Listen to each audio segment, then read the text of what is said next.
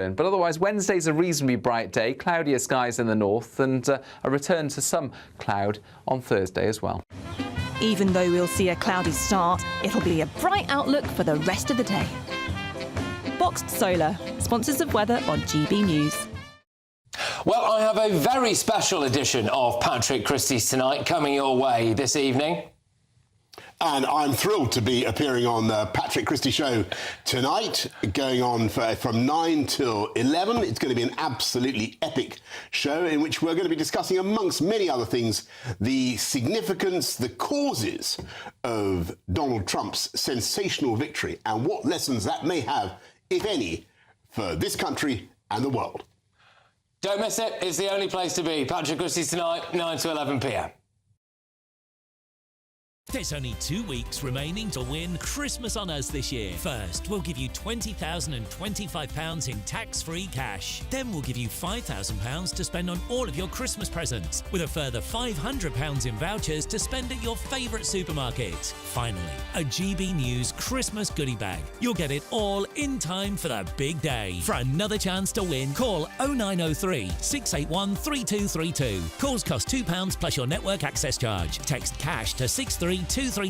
One entry costs £2 plus one standard network rate message, or text bonus to 63232. 5 entries cost £5 plus one standard network rate message. You can enter online at gbnews.com/win. Entries start from just £2, or post your name and number to GB09 PO Box 8690 Derby DE1 9TT. UK only. Entrance must be 18 or over. Lines close at 6 p.m. on the 22nd of November. Please check the closing time if listening or watching on demand.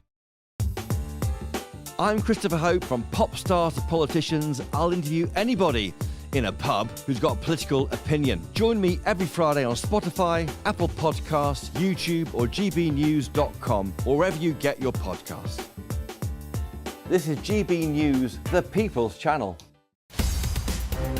In the GB Newsroom, we bring you the news as it happens. With our team of dedicated journalists across the UK, We're ready to keep you up to date with what's happening every half an hour, every single day. Bulletins here on GB News, the People's Channel, Britain's news channel.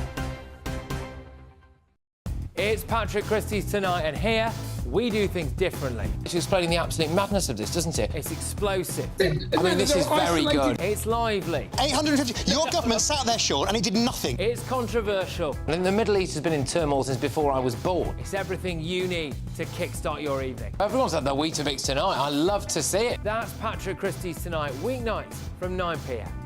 Only on GB News, the People's Channel, Britain's news channel. Welcome to State of the Nation, daily plunge into the stories shaping our country. I'm Jacob Rees-Mogg, and Monday to Thursday we bring you the insights, the facts, the truth about how our country is being governed. Because what happens in Downing Street matters down your street. Tune in to State of the Nation every Monday to Thursday, 8 to 9 o'clock. Only on GB News, the People's Channel, Britain's news channel.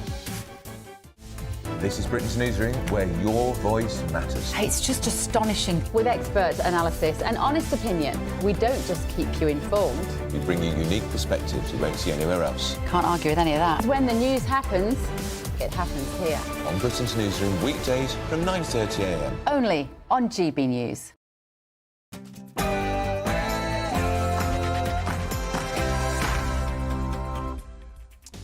A very, very good afternoon to you, and a wonderful, happy Armistice Day to you. It's 3 p.m. Welcome to the Martin Daubney Show here on GB News. We're broadcasting live from the heart of Westminster and all across the UK. On today's show, Sir Keir Starmer has been in Paris holding last-ditch talks with President Macron to thwart Donald Trump.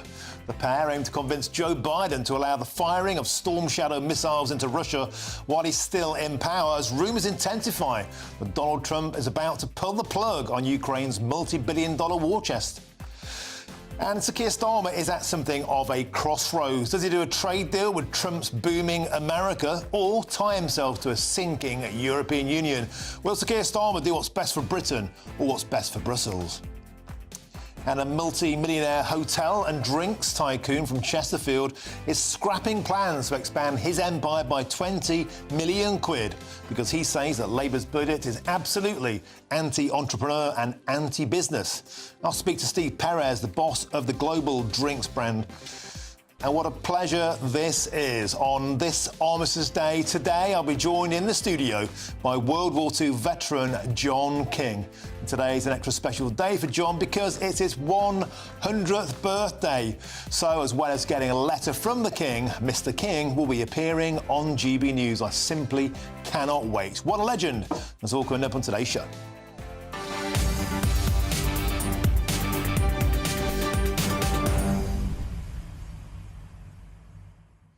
What a wonderful day it is out there today on Armistice Day. The sun is shining. There are veterans still around here in Westminster. Yesterday, I had the great pleasure of having a drink, or perhaps one too many, with so many servicemen, servicewomen in Westminster at the cenotaph, in the pubs around here. It was so wonderful to meet you all and to say hello to me for a lot of GB News fans out there. And thank you, all of you, for your service, who served past, present and indeed future. God bless the King. What a wonderful country this can be. Now, I want to hear from you. Get in touch. gbnews.com/your say. But now it's your headlines, and here's Sophia Wensler.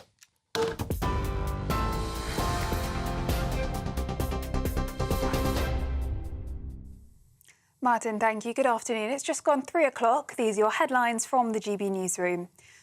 The nation fell silent this morning to mark Armistice Day, honouring the moment peace was declared in 1918 on the 11th hour of the 11th day of the 11th month with a 2-minute silence. A service has taken place at the Cenotaph in London, where wreaths have been laid and prayers have been read, and a procession of the congregation took place. Senior representatives of the Armed Forces and the Ministry of Defence have attended a service at the National Memorial Arboretum in Staffordshire.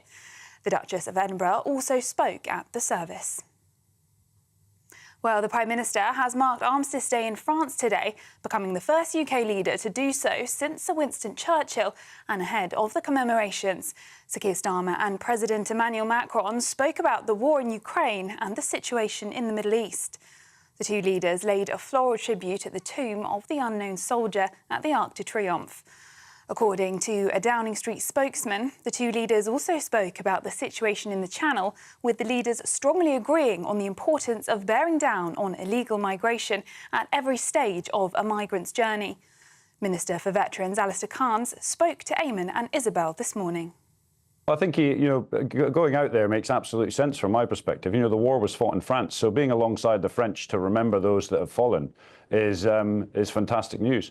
And I fully support it. I had the privilege yesterday of marching for the first time in the front rank of veterans past the cenotaph, and it's a moment for this country to reflect and remember the sacrifices of so many people who laid down their lives to protect the freedoms we enjoy. So the PM going over to France is a good thing, to stand along the French and remember the sacrifice that took place. In other news, the Kremlin has today denied reports that US President-elect Donald Trump spoke with Russian President Vladimir Putin, casting the media reports as pure fiction. The Washington Post and Reuters news agency both previously reported that the call had taken place. It comes as Joe Biden is reportedly set to make a personal plea to Donald Trump about the importance of funding Ukraine, urging President-elect Trump not to walk away from the country. Meanwhile, Russia reportedly suffered its deadliest day of the war so far, with 1,770 troops killed yesterday. A short time ago, Ukrainian military warned that Russia is preparing to step up their offensive in the south of the country. Now, the number of small boat migrants crossing the English Channel is likely to hit 40,000 by the end of the year. That's according to maritime security sources, as almost 33,000 have already made the illegal journey so far this year. Over the weekend, a further 781 migrants crossed from France. The latest crossings come just days after Prime Minister Sir Keir Starmer entered into a new agreement to intercept criminal gangs smuggling migrants through the Western Balkans. Sir Keir announced deals to boost intelligence sharing and cooperation with Serbia, North Macedonia and Kosovo. A Home Office spokesman said, "We will stop at nothing to bring the people smuggling gangs to justice." Former soldier Daniel Khalif has pleaded guilty partway through his trial at Woolwich Crown Court to escaping from HMP Wandsworth in September 2023, but continues to deny all other charges. The 23-year-old escaped from HMP Wandsworth in the southwest of London in September 2023 by clinging to the underside of a food delivery truck using a sling made from kitchen trousers. Khalif faces charges contrary to the Official Secrets Act and Terrorism Act and is accused of perpetrating a bomb hoax. And the French authorities have announced they will deploy 4,000 police officers in Paris for Thursday's football international between France and Israel. A warning that you may find the following images distressing. The match will come a week after Maccabi Tel Aviv fans were attacked by pro-Palestinian protesters in Amsterdam. The Israeli government has warned citizens abroad, including in the UK, to avoid sporting and cultural events. The government has said that it will not allow events to be hijacked by anti-Semitism. Those are the latest GB News headlines. More in half an hour.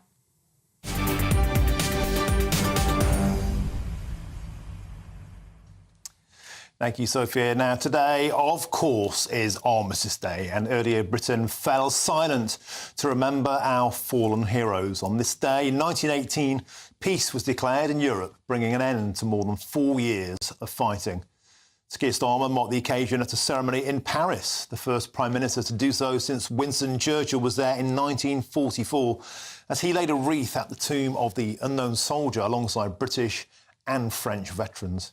Services of remembrance also took place across the UK this morning as Defence Secretary John Healey laid a wreath at the cenotaph here in Whitehall. And GBNews reporter, national reporter Charlie Peters now joins us live from the cenotaph in Whitehall. Charlie, the sun is shining on the good and the great. Magnificent weather out there. Remembrance Sunday yesterday was an absolute triumph. Tell us about today.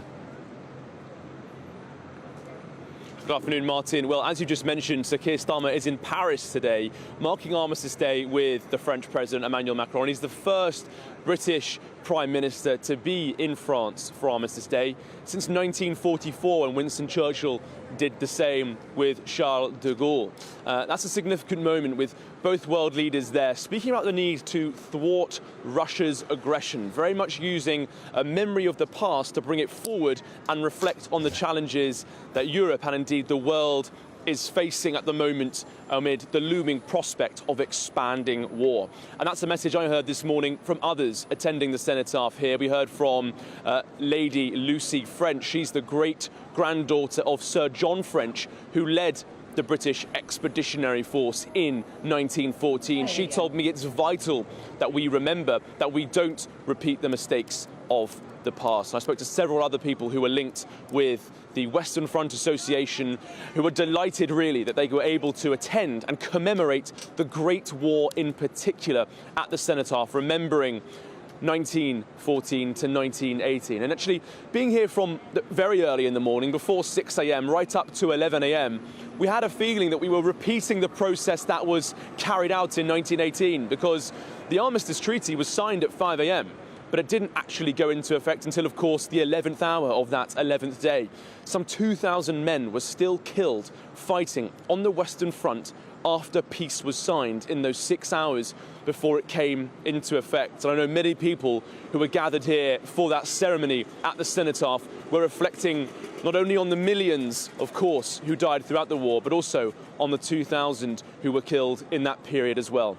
I have to say, Martin, I've been back outside the cenotaph for the last 15 minutes, and I'm told that actually some pro-Palestinian protesters arrived here on Whitehall about half an hour ago and intended to show some banners at the cenotaph calling on the Foreign Secretary David Lammy to, in their words, stop arming genocide. They also had another banner that said never again anywhere else. I've spoken to the police. They told me that they put in a Section 12 notice of the Public Order Act, which told those protesters they had to leave the cenotaph because they were disrupting Armistice Day and the commemorative remembrance activities.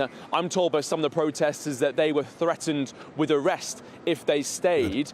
Now, as I understand it, one of the groups that was involved in that demonstration, they've chosen Armistice Day, of all days, to launch what they're describing as a week of national action across the country, bringing in disruptive activities as part of their protests against the war in Israel, in Gaza, and of course also now in Lebanon. So, Martin, as the nation has been coming together to commemorate, reflect and remember the war dead across so many generations, others, it seems, have used today to impart a political message, and quite a controversial one, of course, at that. But in the last few moments, the police here taking action to disrupt that protest and move along those pro-Palestinian activists who were showing those banners at the cenotaph, which is here to commemorate the glorious dead.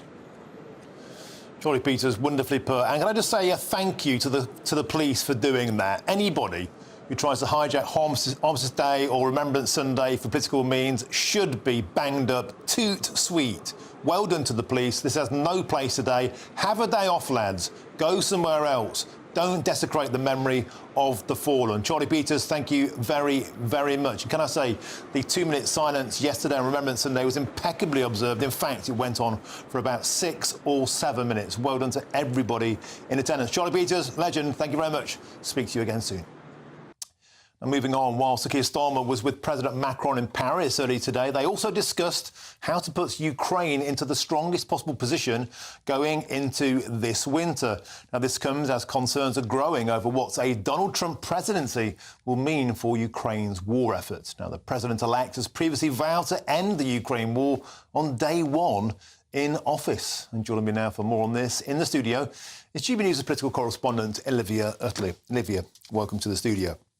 So, there has been a cryptic message, actually not a very cryptic message over the weekend from Donald Trump Jr., basically saying, this is your face, Zelensky, when your inheritance ends. The mood music is very much that Donald Trump is in no mood to keep giving endless amounts of money to Ukraine. And so today, Sir Keir Starmer was in Paris to try and offer support, to shore up support for Ukraine with Macron. But what use will that do if the biggest bankroller isn't going to play ball? Well, it sounds like what Keir Starmer and Emmanuel Macron are discussing today is trying to persuade Joe Biden to allow Ukraine to shoot these particular missiles into Russian territory in the final days and weeks of his presidency. So far, Joe Biden hasn't gone as far as to agree to use those missiles. But the hope from Starmer and Macron is that with the threat of Donald Trump coming into power, Joe Biden will think that now is the time for America to step up. Now, just how big is that threat? I mean, yes, it is absolutely true that we have this cryptic message from Donald Trump Jr. suggesting that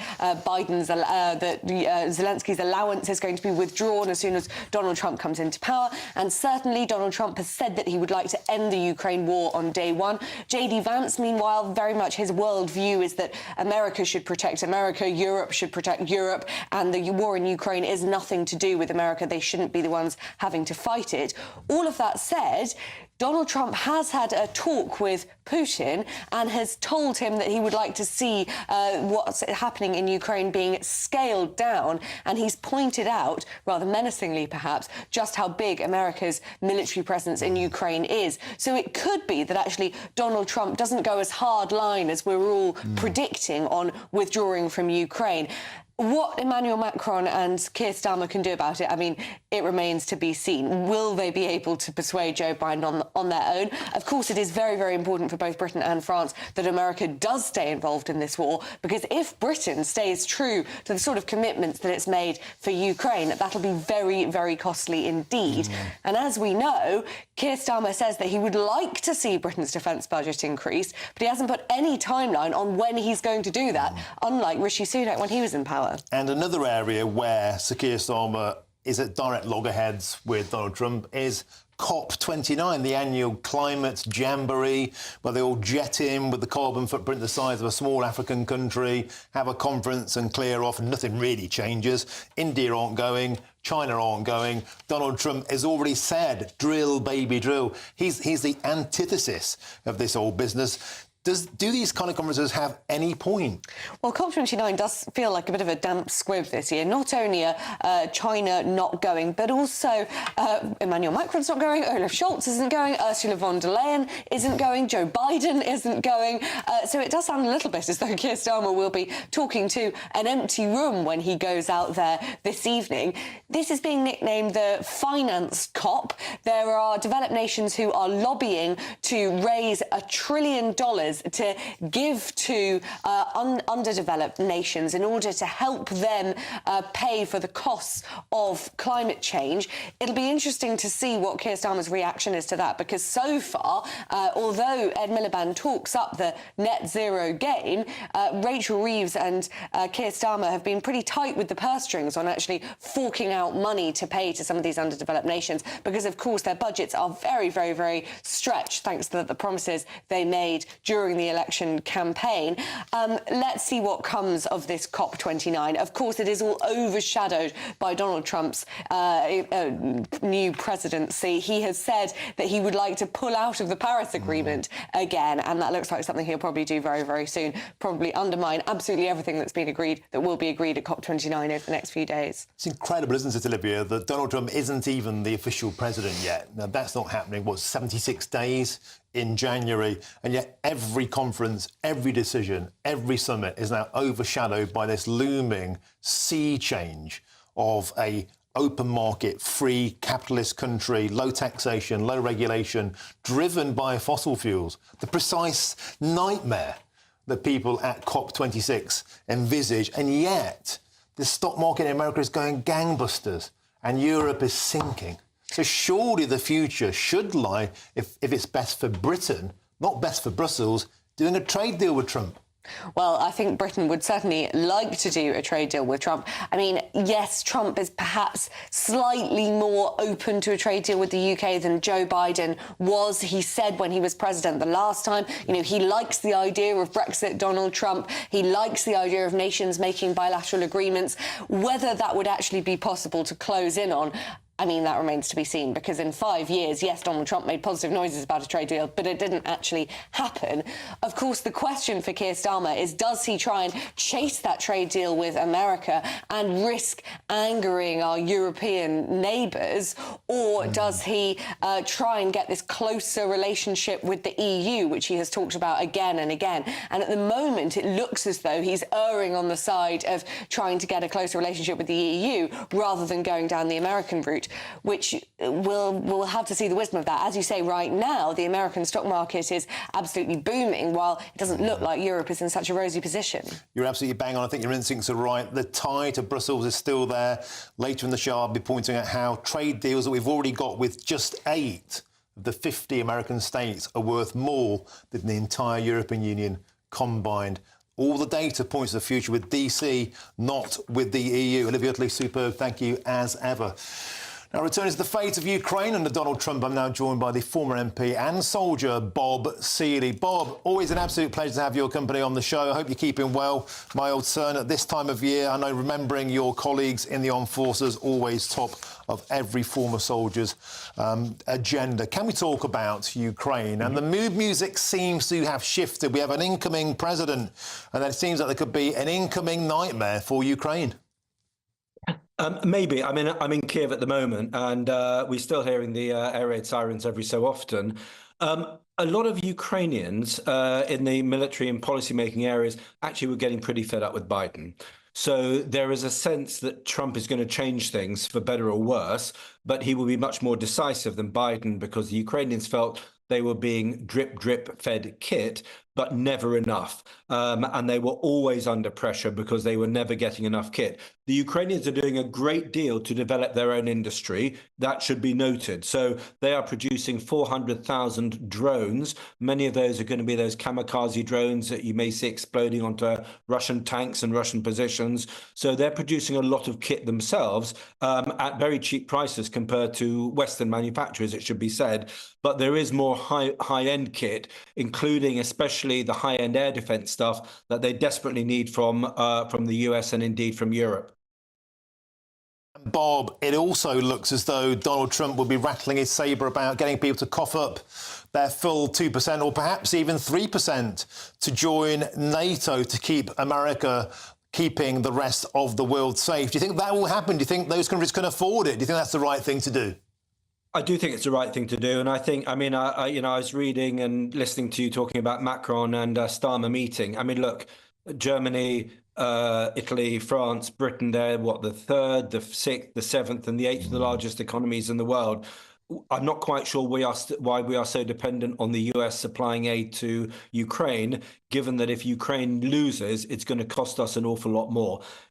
Arming and supporting Ukraine is not cheap, but Ukraine losing and Russia moving up to the borders of Poland and collapsing the Ukrainian state is just going to cost us an awful lot more in many different ways. And the cheapest option is still to fund them. And actually, France, Italy, Germany, Britain could easily do it themselves. So I'm not quite sure why they don't. And actually, like a lot of people in Britain, I'm a little bit fed up with sort of Macron talking about strategic autonomy, when actually, if you want to get on and do some good, arm the Ukrainians and stop just waffling and talking about it. But if Donald Trump, and it does sound likely he's going to, broker some kind of deal, perhaps on day one, most likely not. But nevertheless, if he tries to broker some sort of deal which may not be to everybody's liking, and then he does make good for his word and he stops at least a tranche of the funding, perhaps all of it, how can the rest of the world afford to fund this without America's backing? Very easily. I mean, look, America's the largest economy in the world, but Germany's the third, Britain's the sixth, France is the seventh, Italy's the eighth, Spain is 11 or 12, I can't remember. The idea that the European Union can't afford defence is a nonsense. The European Union and the European states don't want to afford defence because they're lazy and they spend money on social programmes and not defending themselves. These are choices. The idea that we cannot afford to support Ukraine is absolute nonsense. And whether we like it or not, Trump has got a point. Why should the Americans keep funding to pay for Europe's defence against an authoritarian regime in Russia when we should be doing it ourselves and working with the Ukrainians increasingly ourselves? We choose not to. The French choose to posture over defence rather than do stuff. We are choosing to hide behind European failure rather than take the lead again. Bob, can I quickly ask you, do you think the national mood in Britain is in favour of continually funding this forever war to endless billions of pounds when we've had to do things like axe the winter fuel allowance for pensioners? Again, axing the winter fuel allowance was a choice. We have chosen to spend 11 billion giving overseas aid on climate change. We have chosen to spend, 7 billion? I mean, how many billions was it? On, a 4-day week and paying off the train drivers for making Britain ungovernable. We are making choices. You're basically saying, Martin, that, defence is an optional choice. I think we're going to find out in the next few years that if we get this wrong, it's not going to be an optional choice. And the world is becoming a much more dangerous place. And it's better to recognise that now and spend what we need to make sure that Ukraine can survive, rather than going down that route of seeing Russia on the borders of Poland again. OK, thank you very much for your time there. Live from Kyiv, Bob Seeley, always a pleasure to have you on the show. Thank you very much. Now, pressure now grows continually on Justin Welby to resign as the Archbishop of Canterbury for supposedly ignoring sex abuse by one of the Church's most prolific abusers. That's coming next. I'm Martin Daubney on GB News, Britain's News Channel.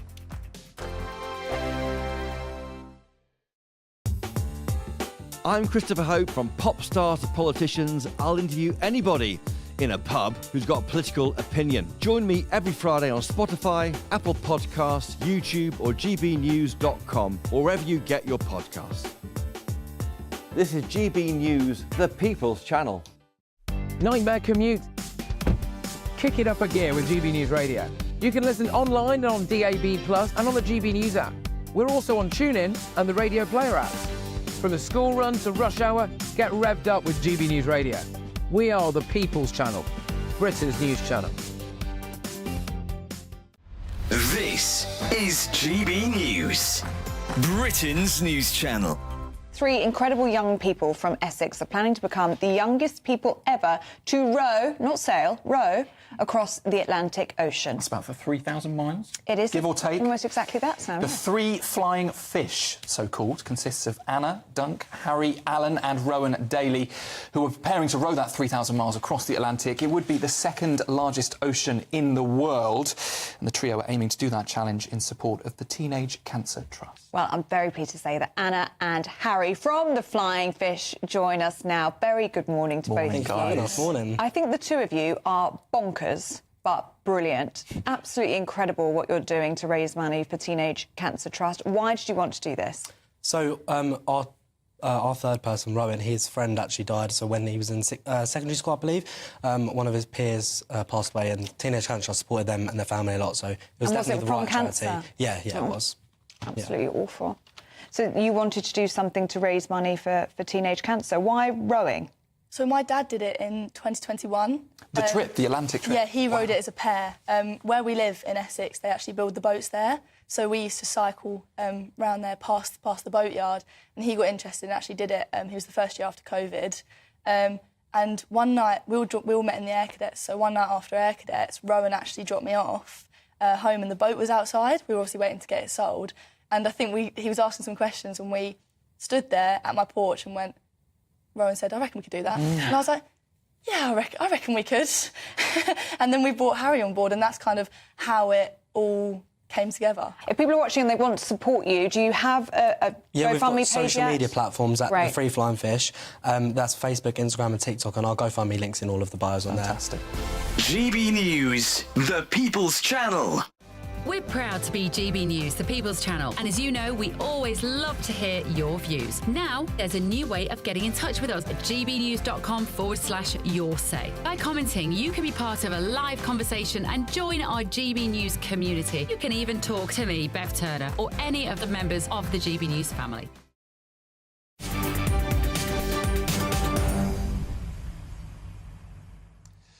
Welcome back. Time is 3:27. I'm Martin Daubney on GB News. The Archbishop of Canterbury, Justin Welby, is facing mounting pressure to resign following damning reports into allegations of abuse by a well-known barrister. The report claims that the Church of England covered up the abuse of more than 100 boys in the 1970s and 80s.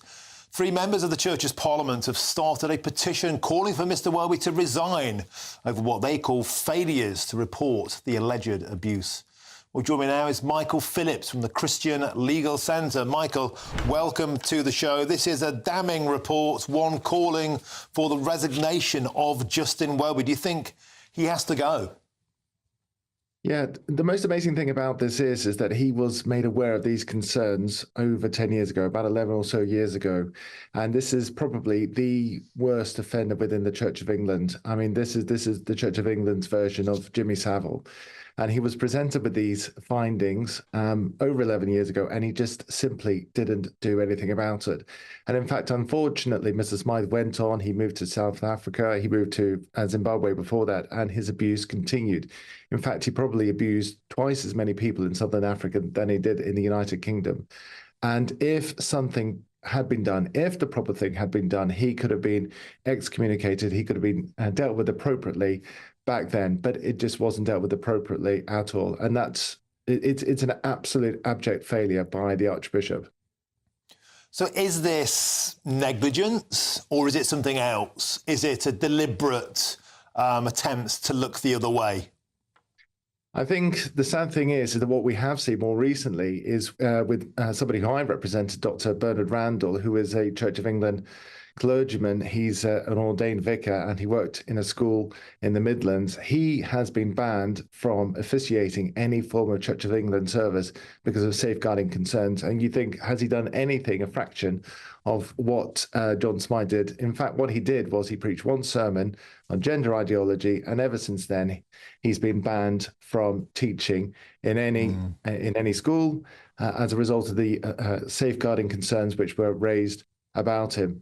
And so on the one hand, we have somebody who is a very decent individual who's standing up in schools and preaching against gender ideology and who's been refused permission to officiate within the Church of England. Yet on the other hand, we've got our own version of Jimmy Savile within the Church of England, and nothing was done about him. And what it looks like a cover-up. It looks like somebody's not prepared to call out what was happening back then, which was far more egregious than, for example, what Bernard Randall's doing, which is just it's not going to wash with the general public anymore, and it's certainly shouldn't be washing with the clergy. I mean, I think it is time for Archbishop of Canterbury to resign. There is nowhere else that he can go now. Don't you think the church seems to have a somewhat topsy-turvy take on morality these days? Endless statements on climate change, on racism, on slavery, on Black Lives Matter, on vaccines, on immigration, on Rwanda. And yet, when duty calls to take care literally of your own flock, there's abject and utter silence and a total failure. It is an absolute total failure, and the church has to look at itself before it starts looking at other people. Indeed, we know in the Gospels that you need to take the plank out of your own eye before pointing to the speck in somebody else's eye, and that's exactly what we've seen happen here. And if the church had done that, then I think that, you know, it would obviously enacted 10 or so years ago when they should have done, then they would have had the right to make all of these other comments about these other things. But the church has no place in talking politics when it can't look after its own children of God. These are the people that first and foremost that should be looked after, the very family of God, rather than pontificating about things which it knows very little about. And amen to that. Thank you for being so forthright and honest with us today. That's Michael Phillips from the Christian Legal Centre. Thank you very, very much. Now, in response to the allegations, the Archbishop of Canterbury said in a statement, "I recognise the courage of those victims, including those related to John Smythe, who have come forward and relived their trauma through contributing to this review. I had no idea or suspicion of this abuse before 2013. Nevertheless, the review is clear that I personally failed to ensure that after disclosure in 2013, the lawful tragedy was energetically investigated. Since that time, the way in which the Church of England engages with victims and survivors has changed beyond recognition." Now, there's lots more still to come between now and 4 o'clock, including Nigel Farage claims the establishment prevented him from laying a wreath at the cenotaph yesterday. But is he weaponising Remembrance Sunday, or does he have a point? Our next guest thinks so. But first, here's your latest news headlines, and it's Sophia Wensler.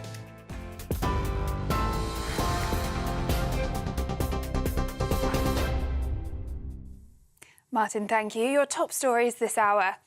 The nation fell silent this morning to mark Armistice Day, honouring the moment peace was declared in 1918 on the 11th hour of the 11th day of the 11th month, with a 2-minute silence.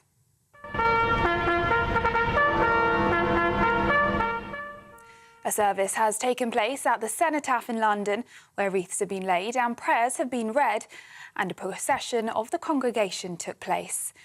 Senior representatives of the Armed Forces and the Ministry of Defence have attended a service at the National Memorial Arboretum in Staffordshire. The Duchess of Edinburgh also spoke at the service. Well, the Prime Minister has marked Armistice Day in France today, becoming the first UK leader to do so since Sir Winston Churchill. And ahead of the commemorations, Sir Keir Starmer and President Emmanuel Macron spoke about the war in Ukraine and the situation in the Middle East. The two leaders laid a floral tribute at the tomb of the unknown soldier at the Arc de Triomphe. According to a Downing Street spokesman, the two leaders also spoke about the situation in the Channel, with leaders strongly agreeing on the importance of bearing down on illegal migration at every stage of a migrant's journey. Minister for Veterans Alistair Cairns spoke to Eamon and Isabel this morning. Well, I think going out there makes absolute sense from my perspective. You know, the war was fought in France, so being alongside the French to remember those that have fallen is fantastic news. And I fully support it. You know, I had the privilege yesterday of marching for the first time in the front rank of veterans past the cenotaph, and it's a moment for this country to reflect and remember the sacrifices of so many people who laid down their lives to protect the freedoms we enjoy. So the PM going over to France is a good thing to stand along the French and remember the sacrifice that took place. Opposition leader Kemi Badenoch has been giving evidence at the Post Office inquiry today. She's been questioned about her time as a business secretary. Badenoch says that she was vaguely aware of the issues with the Horizon IT system, but was unfamiliar with the full detail of what had gone wrong and what the postmasters had endured. She went on to say that bureaucracy got in the way of redress too much of the time, blaming what she calls the government machine. And former soldier Daniel Khalif has pleaded guilty partway through his trial at Woolwich Crown Court to escaping from HMP Wandsworth, but continues to deny all other charges. The 23-year-old escaped from the South West London prison in September 2023 by clinging to the underside of a food delivery truck using a sling made from kitchen trousers. Khalif faces charges contrary to the Official Secrets Act and Terrorism Act and is accused of perpetrating a bomb hoax. Those are the latest GB News headlines. More in half an hour. For the very latest GB News direct to your smartphone, sign up to News Alerts by scanning the QR code or go to gbnews.com/alerts. Cheers Britannia Wine Club proudly sponsors the GB News Financial Report. And here's a quick snapshot of today's markets. The pound will buy you $1.2866 and €1.2086. The price of gold is £2,037 and 37 pence per ounce. And the FTSE 100's at 8,140 points. Cheers Britannia Wine Club proudly sponsors the GB News Financial Report. Hi there, welcome to the latest update from the Met Office for GB News. Up until yesterday, some parts of the UK had 0 hours of sunshine so far this November. That's all about to change. Still some patchy cloud, but increasingly sunny spells over the next couple of days as a cleaner area of high pressure builds in, this time without the gloom. Having said that, there is still some low cloud as we end the day across the far southwest of Cornwall. It's a patchy cloud elsewhere, but it's less low and less widespread, and so it's a clearer night for many places. Under those clear skies, nevertheless, there will be some fog forming, especially for Northern Ireland, parts of Northern England, Southern Scotland, as well as the West Midlands. That fog will cause poor visibility first thing, so watch out for that. But where we don't have the fog, actually a bright start to the day. A chilly start, a frost in places, particularly for central and northern Scotland. But actually bright skies and mostly dry with light winds for many. It's going to be pleasant enough. The dense fog across Northern Ireland could be slow to clear, might last all day in 1 or 2 spots, equally for Northern England and Southern Scotland. But for much of the rest of the UK, well, a fine start to Tuesday beckons, and we'll see some showers just brush the far southeast, but these will come and go, and they will be largely confined to coastal parts of Norfolk, Suffolk and Kent. Now into Tuesday afternoon, some cloud will build, but the best of the sunshine remains across the southwest, as well as parts of Scotland and Northern Ireland away from the mistier areas. It's going to feel pleasant, with temperatures reaching 10 to 12 Celsius, but a cold wind continues to affect East Anglia and the southeast. That's the wind that will bring in the showers, and they'll continue overnight. And where we see some clear spells, once again, a few fog patches will return. But otherwise, Wednesday's a reasonably bright day, cloudier skies in the north, and a return to some cloud on Thursday as well. The latest GB News travel. Good afternoon, I'm John Vincent. In Moray, the A96 in Forres has been closed in both directions for accident investigation work between the Dyke turnoff and the Riverview Park. Diversions are signposted. Slow for the M1 southbound in West Yorkshire. There's a lane closed for a broken down vehicle at junction 40 for Ossett. We've got the usual stop-start traffic in Manchester for the M61 southbound at junction 1, the Swinton interchange. Slow for the M5 northbound in the West Midlands to join the M6 at junction 8. Estimated travel time there around 10 minutes. Queues on the M25 clockwise in Kent due to an earlier accident at junction 1A Dartford just past the bridge. And there's congestion on routes into Abergavenny, not helped by the closure of the Abergavenny Bridge for a police incident. And that's the latest traffic and travel news. You can stay up to date throughout the day by visiting our website gbnews.com.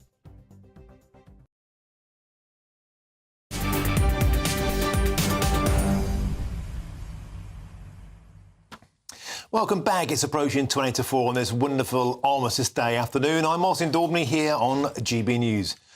Nigel Farage has claimed the establishment blocked him from laying a wreath at the cenotaph on Remembrance Sunday yesterday, alongside other party leaders. Sir Keir Starmer there laying a wreath, as you can see.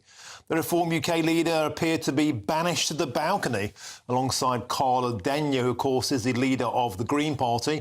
As according to the rules, parties must have at least 6 MPs to take part in that aspect of the ceremony. Well, are those rules fair? Was it an establishment stitch-up, or is it simply a case of the rules are the rules? Well, joining me now is the journalist, Rebecca Reid. Rebecca, always a pleasure to have your company. I'm expecting that you think this is tough luck, Mr Farage. Tell us why. I think it's tough luck any MP who doesn't have the number of MPs requisite to take part in this. But what I'm finding objectionable is somebody standing up and talking about the idea of something being unfair while commemorating the deaths of thousands and thousands and thousands of mostly young men who, in lots of cases, were conscripted and died terrified. So I think if you can look at that and go, oh, I'm hard done by, then you really need to go back and read some war poetry and really think about what those people lived through, because it is, I think, honestly, deeply disrespectful to try and make Armistice Day, to try and make Remembrance Day about you. I know that he has strong feelings about proportionate representation and about the fact that he has a significant number of votes but not MPs. That's a different conversation. Have that conversation, but do not try and corrupt Remembrance Day for this. It's worth pointing out, Rebecca, that Nigel Farage said himself, I personally am not complaining about this, but other people are. Richard Tice had some strong... Yeah, well, Richard Tice had some stronger words. He did say, of course, he's the deputy leader of the party. He said it's a shameful stitch-up. We got more votes than the Liberal Democrats, SNP and the DUP combined, and yet they all laid wreaths. But that's not how it works. Similarly, that would be like me sitting there going, Hillary got more votes than Donald Trump in 2016, so it's not fair that she wasn't president. That's not how it works. We don't do it by how many votes you got. We do it by how many MPs you have. That is the system. If you don't like that system, there is a conversation about PR and about changing the system that we have. We last had a referendum on it when I was a student. Maybe it's time to have another referendum about it. I'm not against that. But again, to be centering yourself in a conversation which is supposed to be about the death of people who died in horrific circumstances, often against their will, it just feels like a colossal lack of self-awareness, honestly. I mean, there is a 1984 protocol which stipulates this, and the rules were set then. The party with the most sitting MPs from each of the developed nations should be given the opportunity to lay a wreath. So even if the party has fewer than 6 seats, so this allows Plaid Cymru, for example, to lay a wreath. And they alternate with the SNP. And you may have seen the SNP leader yesterday laying his wreath and grimacing. He seemed repelled by the idea of laying a wreath. So this is the conversation about, are the rules fair? Should the rules be changed? I don't think it's necessarily fair to say that he was grimacing, especially as he's not here to answer. But yes, well, you can see the pictures. Margaret Thatcher oversaw the addendum in 1984, which meant that there would be somebody from each of the 4 nations, which feels appropriate. I mean, if it's really going to be that people are too childish to be able to handle this, then let's just strip it back and have the Prime Minister and the leader of the opposition lay a wreath and nobody else. But this is honestly like badly behaved children fighting over sweeties at a party. And I'm disappointed in anybody who is trying to make this into an argument. It's an honour to be on that balcony. It's an honour to be at the cenotaph. It's an honour to take part. But it's not about you. And for goodness sake, just be grateful that you didn't have to suffer through anything like what these people had to suffer through. Yes, the DUP got to do it and you didn't. Is that really the greatest is this really the greatest unfairness that you can see when you look at all of those veterans there whose lives were destroyed by the experience of conflict? Really? Well, Rebecca, it's probably fair to say that Nigel Farage is one of the most pro-armed forces, pro-veterans politicians in the entire elected chamber now. So he has strong feelings about it. And certainly, actually, a lot of the general public agree with the point he should have had the opportunity. So again, my question to you is, is this designed to keep the smaller parties out of the spotlight on such an important day? Should the rules be changed? No, this is the way it has been for generations, in the way that it's just not about what Nigel Farage or any of those other people want. It's about respecting the troops who died. And if you want to go and lay a wreath in Clacton, for instance, I'm sure the people of Clacton would be delighted to see Nigel. They might need a little reminder on who he is, but they'd be pleased to see him. Well, that's unfair. Actually, he's done that today. Rebecca Reid, he's laid a wreath in Clacton today on Armistice Day. That's been done. So that's a cheap jibe. So why That's a cheap jibe. Then? So now you're using Armistice Day. Now you're using Armistice Day to have a go at Nigel Farage's attendance in Clacton. You're politicising and weaponising Armistice Day. Rebecca, you are. I'm of all the people doing that, I'm at the bottom of the list by quite some margin. And if I am, then by your logic, he is, and Richard Tice is, and everybody else is. You are by having this debate. Either we all are or nobody is. But realistically, we're discussing it. We're discussing it and we're trying to ascertain whether the rules are fair or not. That's what this conversation is about. Should the rules be changed? Perhaps they should. I don't think they need to be changed. I think people need to take a long, hard look in the mirror if they feel like they are the person who is most hard done by in this situation. Do the rules need to be changed more broadly when we talk about how the proportion of votes transpires to MPs? Perhaps. I was very open to the idea of proportionate representation. I do think that our system might be off, but that's about how people's lives are impacted by who they vote for, not who gets to be front and centre and show off on a day that isn't about them. And I think there is a really, really misguided thing about centering yourself in something that is supposed to be a festival of remembrance, not celebrating yourself as a celebrity. OK, Rebecca Reid, thanks for joining us for a feisty exchange of views. It's always a pleasure to have your company. Thank you very, very much. Now, Jeremy Clarkson is to protest against tractor tax alongside rebel farmers. I'll be joined by someone with one of the biggest social media followings in farming next. He's an angry farmer. I'm Martin Daubney on GB News, Britain's News Channel.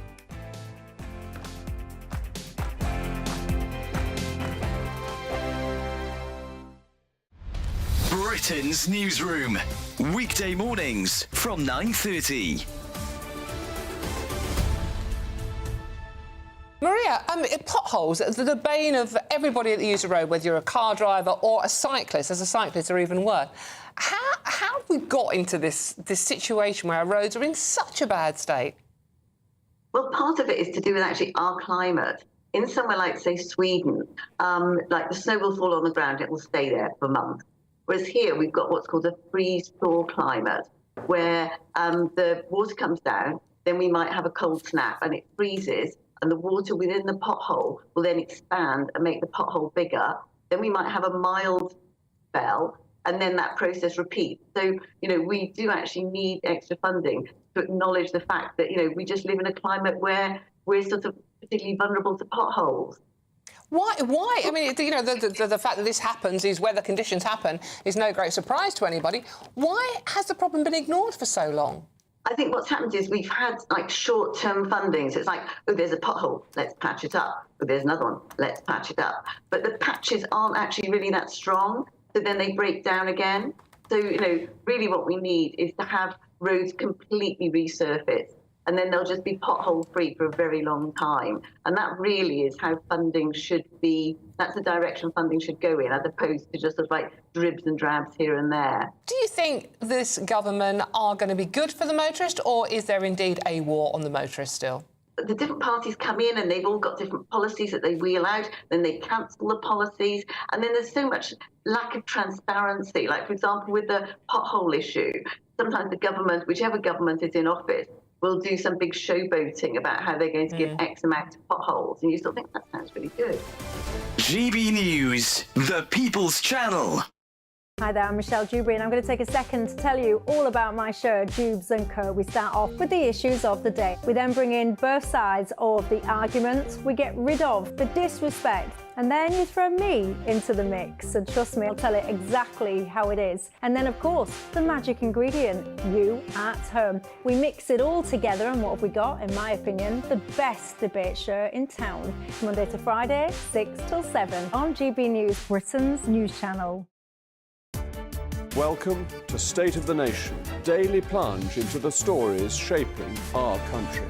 I'm Jacob Rees-Mogg, and Monday to Thursday we bring you the insights, the facts, the truth about how our country is being governed. Because what happens in Downing Street matters down your street. Tune in to State of the Nation every Monday to Thursday, 8 to 9 o'clock. Only on GB News, the People's Channel, Britain's news channel.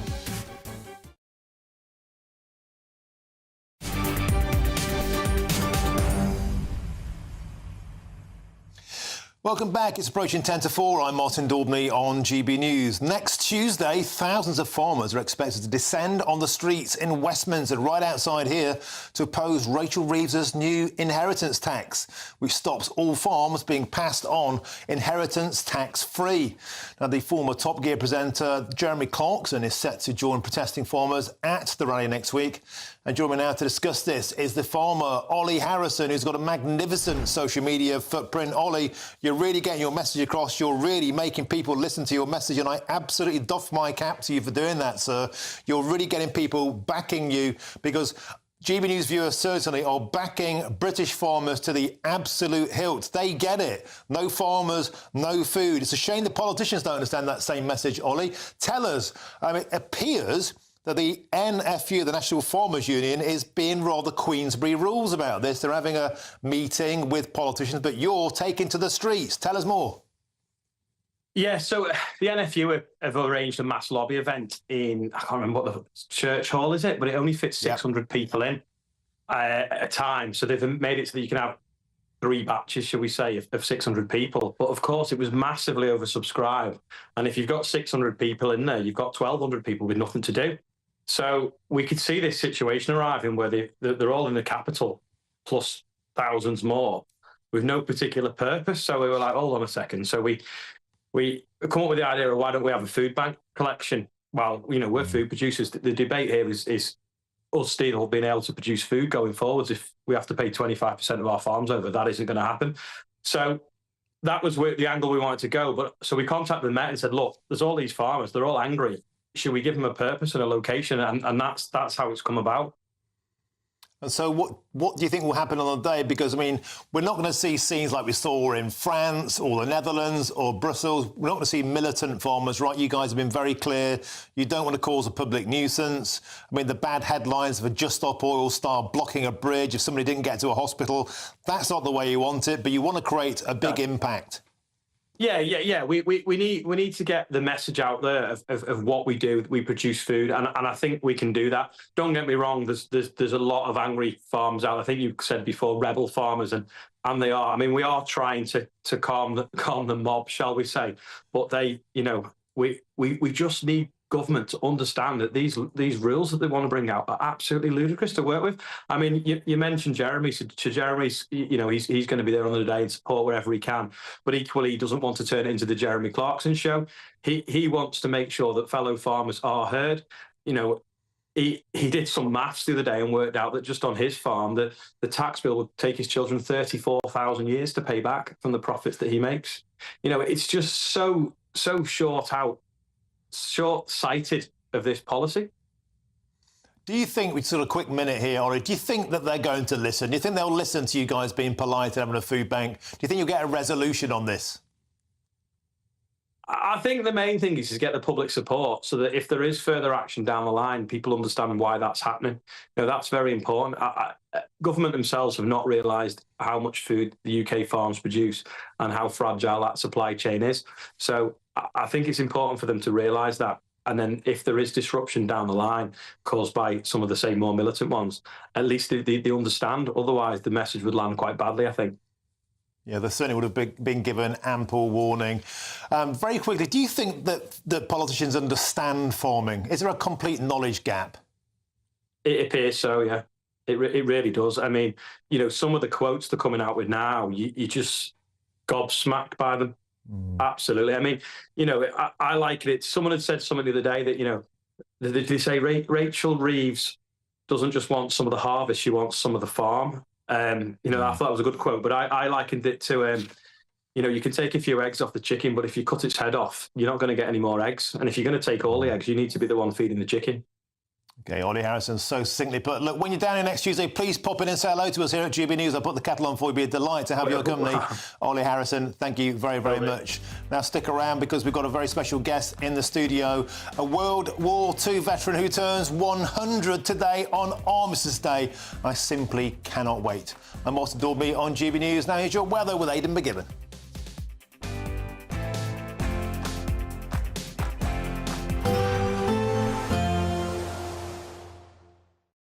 Expect a warm front, moving from the kitchen right through to the rest of the house. Boxed Boilers, sponsors of weather on GB News. Hi there, welcome to the latest update from the Met Office for GB News. Up until yesterday, some parts of the UK had 0 hours of sunshine so far this November. That's all about to change. Still some patchy cloud, but increasingly sunny spells over the next couple of days as a cleaner area of high pressure builds in, this time without the gloom. Having said that, there is still some low cloud as we end the day across the far southwest of Cornwall. It's a patchy cloud elsewhere, but it's less low and less widespread, and so it's a clearer night for many places. Under those clear skies, nevertheless, there will be some fog forming, especially for Northern Ireland, parts of Northern England, Southern Scotland, as well as the West Midlands. That fog will cause poor visibility first thing, so watch out for that. But where we don't have the fog, actually a bright start to the day. A chilly start, a frost in places, particularly for central and northern Scotland. But actually, bright skies and mostly dry with light winds for many. It's going to be pleasant enough. The dense fog across Northern Ireland could be slow to clear, might last all day in 1 or 2 spots, equally for Northern England and Southern Scotland. But for much of the rest of the UK, well, a fine start to Tuesday beckons, and we'll see some showers just brush the far southeast, but these will come and go, and they will be largely confined to coastal parts of Norfolk, Suffolk and Kent. Now into Tuesday afternoon, some cloud will build, but the best of the sunshine remains across the southwest, as well as parts of Scotland and Northern Ireland away from the mistier areas. It's going to feel pleasant, with temperatures reaching 10 to 12 Celsius, but a cold wind continues to affect East Anglia and the southeast. That's the wind that will bring in the showers, and they'll continue overnight. And where we see some clear spells, once again, a few fog patches will return. But otherwise, Wednesday's a reasonably bright day, cloudier skies in the north, and a return to some cloud on Thursday as well. A nice bright morning will generate a lovely warm day, right through to the evening. Boxed Solar. The latest GB News travel. Good afternoon, I'm John Vincent. We got queues in Manchester on the M67 westbound at the intersection with the M60 at Denton Island. Slow for the M1 southbound in Leicestershire just before junction 21, the M69. The usual slow traffic in the West Midlands for the M5 northbound to join the M6 at junction 8. Slow traffic for the M1 northbound in Bedfordshire. There's a lane closed for a police incident at junction 11 for Luton. We're also seeing slow traffic in Essex on the M11 southbound. There's a lane closed there for an obstruction in the road just before junction 6 for the M25, and we got slow traffic in Surrey on the M25 into the roadworks anti-clockwise just before junction 10, the Wisley interchange. Estimated travel time around 15 minutes. And that's the latest traffic and travel news. You can stay up to date throughout the day by visiting our website gbnews.com. There's only 2 weeks remaining to win Christmas on Us this year. There's £20,025 in tax-free cash. There's £5,000 to spend on gifts for all the family. There's £500 to spend in your favourite supermarket. And a festively themed GB News goodie bag. We'll get it all to you in time for the big day. For another chance to win, call 0903 681 3232. Calls cost £2 plus your network access charge. Text cash to 63232. One entry costs £2 plus 1 standard network rate message. Or text bonus to 63232. 5 entries cost £5 plus 1 standard network rate message. You can enter online at gbnews.com/win. Entries start from just £2 or post your name and number to GB09 PO Box 8690 Derby DE1 9TT. UK only. Entrance must be 18 or over. Lines close at 6 p.m. on the 22nd of November. Please check the closing time if listening or watching on demand. Good luck. Why go out on a Friday night when Friday night comes straight to your home? Talking about? Join me and my A-team of top pundits. Chemistry, Tonight is electric. As we tackle the big stories of the day with wit, insight and fearless energy. Man of the people. It's all vibe. Just a filing cabinet on wheels with a tie on. So, order in Friday Night Live with me, Mark Dolan, every Friday at 8, only on GB News, the People's Channel, Britain's news channel. It's Patrick Christie's Tonight, and here we do things differently. It's explaining the absolute madness of this, doesn't it? It's explosive. I mean, this is very good. It's lively. 850. Your government sat there, Sean, and it did nothing. It's controversial. And the Middle East has been in turmoil since before I was born. It's everything you need to kickstart your evening. Everyone's had their Weetabix tonight. I love to see it. That's Patrick Christie's Tonight, weeknights from 9 p.m. Only on GB News, the People's Channel, Britain's news channel.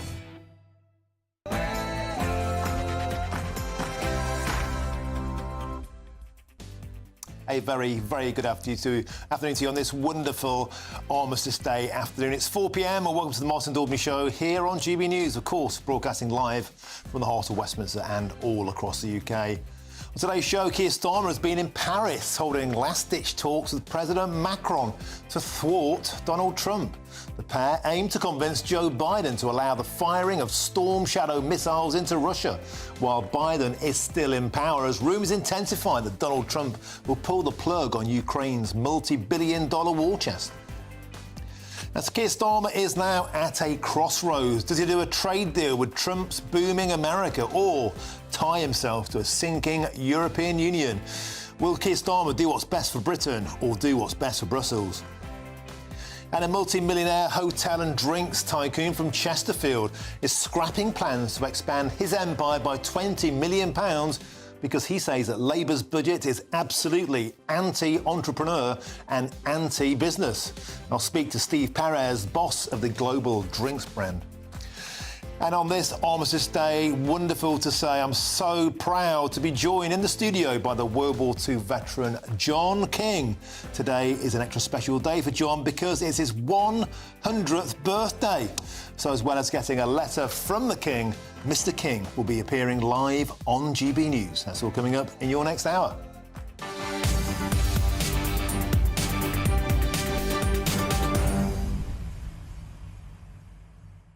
Welcome to the show on this Armistice Day, and a very, very special thank you to the hundreds of armed services, men and women I met yesterday on Remembrance Sunday around the Senate. I've got a few pictures I'd like to run through here.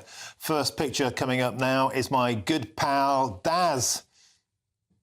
Here comes Daz, there he is, a royal green jacket, a guy with hollow legs, a wonderful, wonderful veteran. This gentleman here pointing at a Victoria Cross, his granddad won the VC, and this, a bunch of RAF lads, that's the red line. Take it from me, by the time I got out there, I needed a parachute. They certainly love GB News. They were certainly very, very appreciative for what we do. Look, it's an absolute pleasure, and to each and single one of you, thank you for your service. Thank you for what you've done for our country. And thank you for being so warm and hospitable to me yesterday. Me, a mere mortal. I don't deserve it. Thank you very, very much. Now, get in touch the usual ways, gbnews.com/your say. Now it's still time for your headlines. And here's Sophia Wensler.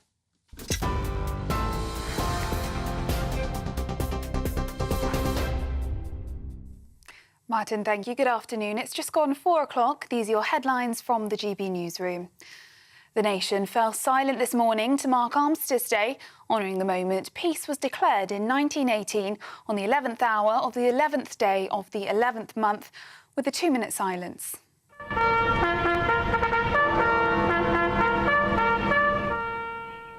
A service has taken place at the Cenotaph in London, where wreaths have been laid and prayers have been read, and a procession of the congregation took place. Senior representatives of the Armed Forces and the Ministry of Defence have attended a service at the National Memorial Arboretum in Staffordshire. The Duchess of Edinburgh also spoke at the service. Well, the Prime Minister has marked Armistice Day in France today, becoming the first UK leader to do so since Sir Winston Churchill. And ahead of the commemorations, Sir Keir Starmer and President Emmanuel Macron spoke about the war in Ukraine and the situation in the Middle East. The two leaders laid a floral tribute at the tomb of the unknown soldier at the Arc de Triomphe.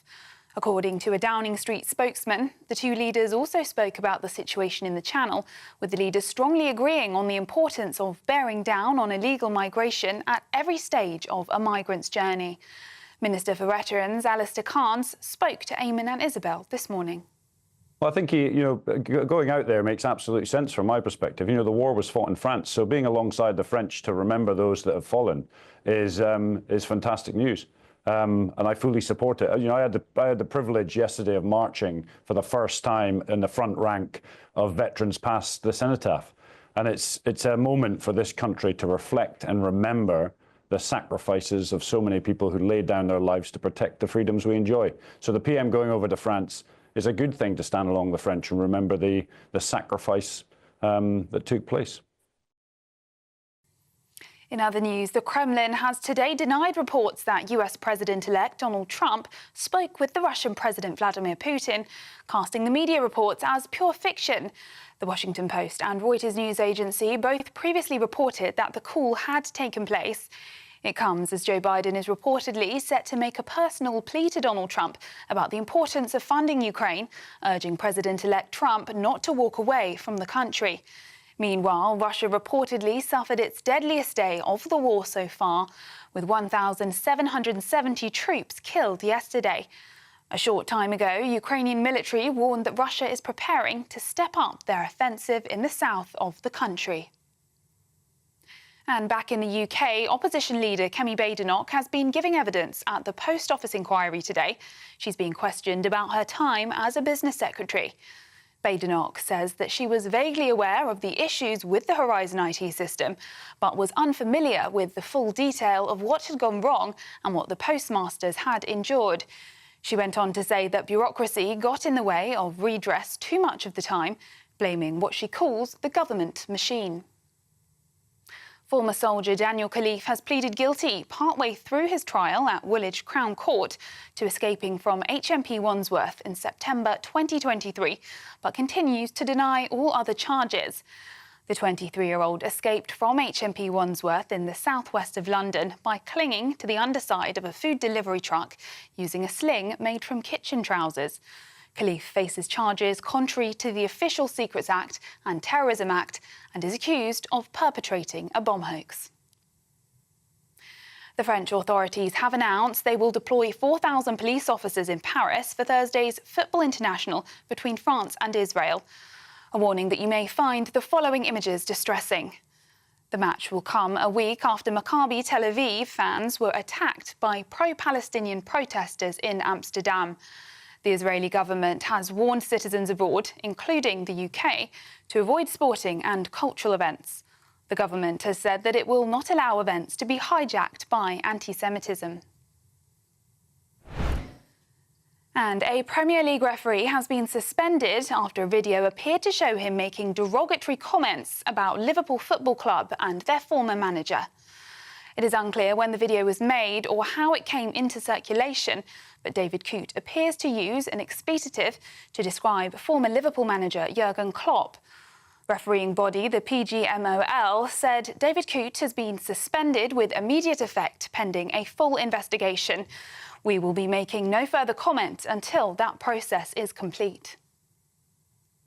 Those are the latest GB News headlines. More in half an hour. For the very latest GB News direct to your smartphone, sign up to news alerts by scanning the QR code or go to gbnews.com/alerts.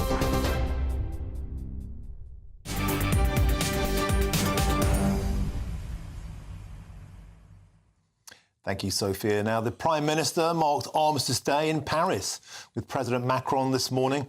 But prior to commemorations, the pair also discussed how to put Ukraine into the strongest possible position going into the winter. Now, this comes, of course, as concerns are now growing over what a Donald Trump presidency will mean for Ukraine's war effort. And meanwhile, Sir Keir Starmer is at a crossroads. Does he do a trade deal with Trump's booming America? Or does he tie himself to a sinking European Union? Will Keir Starmer do what's best for Britain, or will he do what's best for Brussels? Well, join me now for more. In the studio is GB News' political correspondent, Olivia Utley. Olivia, welcome back to the show. So, Sir Keir Starmer in Paris. Let's first talk about Ukraine. Now, all the mood music is that Donald Trump is in no mood to continue the endless billions of the war chest to Ukraine. In fact, Donald Trump Jr. put an Instagram message out saying your allowance is coming to an end in 38 days, and showed a picture of a very miserable-looking Volodymyr Zelensky. So, meanwhile, Starmer is in Paris trying to talk to Macron. To what end? Well, as you say, the mood music sounds as though Donald Trump would like to switch off the taps, if you like, for Ukraine. J.D. Vance, the incoming vice president's world view is essentially that Europe should protect Europe, America should protect America, and America has no business being involved in the war in Ukraine at all. At the moment, Emmanuel Macron and Keir Starmer are talking about the possibility of trying to persuade Joe Biden to allow Ukraine to use a particular type of missile in Russian territory. Now, so far, Joe Biden has been holding off making that decision on the grounds that he doesn't want to escalate the war even further. But the hope, as far as Macron and Starmer are concerned, is that with the threat of this Donald Trump presidency, Joe Biden will act in his last few days in office. It'll be interesting. I mean, how bad is the Donald Trump presidency for Ukraine? Yes, he said that he wanted to end the war on day one. And yes, we have that Instagram post from Donald Trump Jr. But Donald Trump Sr. did have a meeting with Putin, a conversation with Putin, I should say, earlier this week, where he warned Putin not to escalate things any further. And he pointed out just how big America's military presence in Ukraine is at the moment. So it could be that actually, when push comes to shove, Donald Trump doesn't go quite as hardline as he's been promising over the election campaign on withdrawing that support for Ukraine. Now, another area where Sir Keir Starmer is at complete loggerheads with Donald Trump is climate, net zero. We've got Donald Trump saying he's going to pull out of the Paris Agreement. Drill, baby, drill, the words he keeps reiterating, giving us a clear indication of the economic powerhouse of America. Meanwhile, Sir Keir Starmer is on a jet to Azerbaijan, COP29, the annual climate change jamboree, where the bigwigs with a carbon footprint the size of a small African country jet in and do what? Nothing happens. India aren't there, China aren't there, the world's biggest polluter, and Donald Trump sure as hell won't be agreeing with COP29. Well, I think that COP stands the risk of being even more of a damp squib than usual this year, because not only are India and China not there, but also Emmanuel Macron's not going, Olaf Scholz isn't going, Ursula von der Leyen isn't going, Joe Biden isn't going. It does feel a little bit as though Keir Starmer will be speaking to a sort of almost empty room. This COP is being nicknamed the Finance COP. It's all about trying to get developed nations to raise a $1 trillion fund to help undeveloped nations pay the cost of climate change. Now, Keir Starmer and Ed Miliband sound as though they're pretty keen on this idea at the moment, but it'll be interesting when push comes to shove to see if they will actually meet Britain's part of this pledge, because, as we know, Starmer is very, very squeezed in terms of budget. Over the election campaign, he promised not to raise taxes for working people. In that first budget, which went down very, very badly indeed from those on actually all sides of the political spectrum, Rachel Reeves ended up raising quite a lot of taxes, if not the specific taxes she talked about not raising during the election. And still, there just isn't really enough money to go round. So will Starmer really be able to meet an unbelievably expensive international pledge like that without really angering the people of the United Kingdom who voted for him in such large numbers just a few months ago? And Livia makes you wonder, do we give endless billions to foreign countries for their climate change, or do we do things like, I don't know, not axe the winter fuel allowance so we can stay warm this winter? Thank you, Olivia. Always a pleasure. Now let's move on, because our good friends at Facts4EU have found that the UK now has 8 trade deals with US states. And to dive deeper into what a Trump presidency could mean for trade in Europe, joining me now is the economist Andrew Lillico. Andrew, welcome to the show. Thanks for your company. So, Britain is at a crossroads, ostensibly. We can see the stock markets are already giving us a clear indication. We have America, boom time, going through the roof, the Nasdaq. The FTSE, meanwhile, is diving, and you can't help but wonder if that means there's a decision to make for Sir Keir Starmer. Do we do more of these amazing trade deals with America, or will the European Union not allow us to do so? Does our future lie with DC or with the EU? Well, we already have a free trade agreement with the EU, of course, and so there's not that much further we can go down the EU path. The upside potential on the US side is much higher. There's much more extra things that we can do. And in fact, that might get bigger if Trump carries out his threats to impose 60% tariffs on Chinese goods and between 10 and 20% tariffs on everybody else's. So we'd probably much rather that we were exempted from that via a free trade agreement with the US. In fact, it might even work out kind of well for us if we ended up with diverting exports so that we exported to the US rather than our European neighbours. That's a bit to and fro because they'd also lose out and we export to them.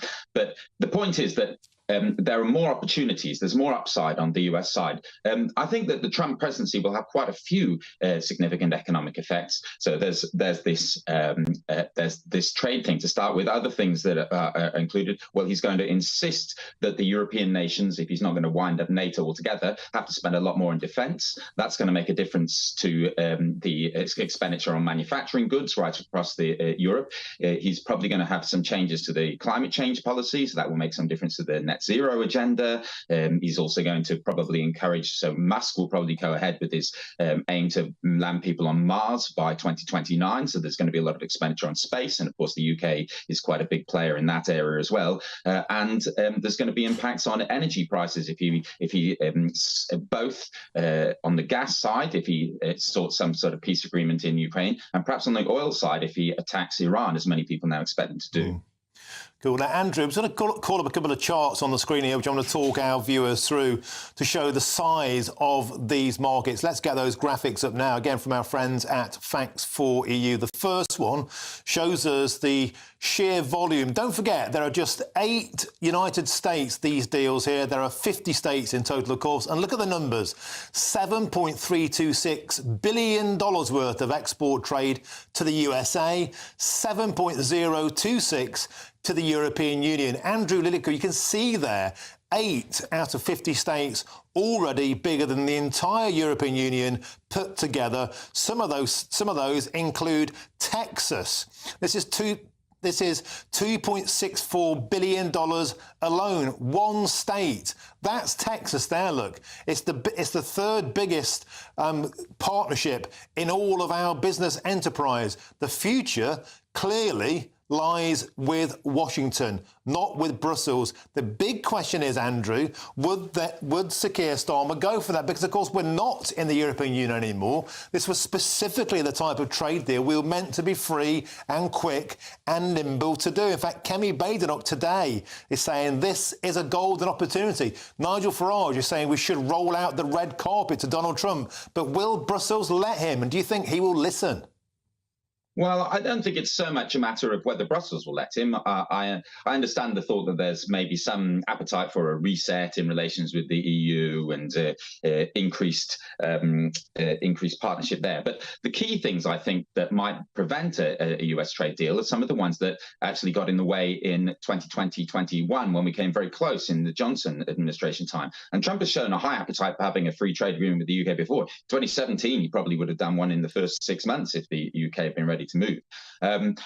When we sought to get things last time, we got quite a long way down the road. There were problems on the UK side more than on the US side.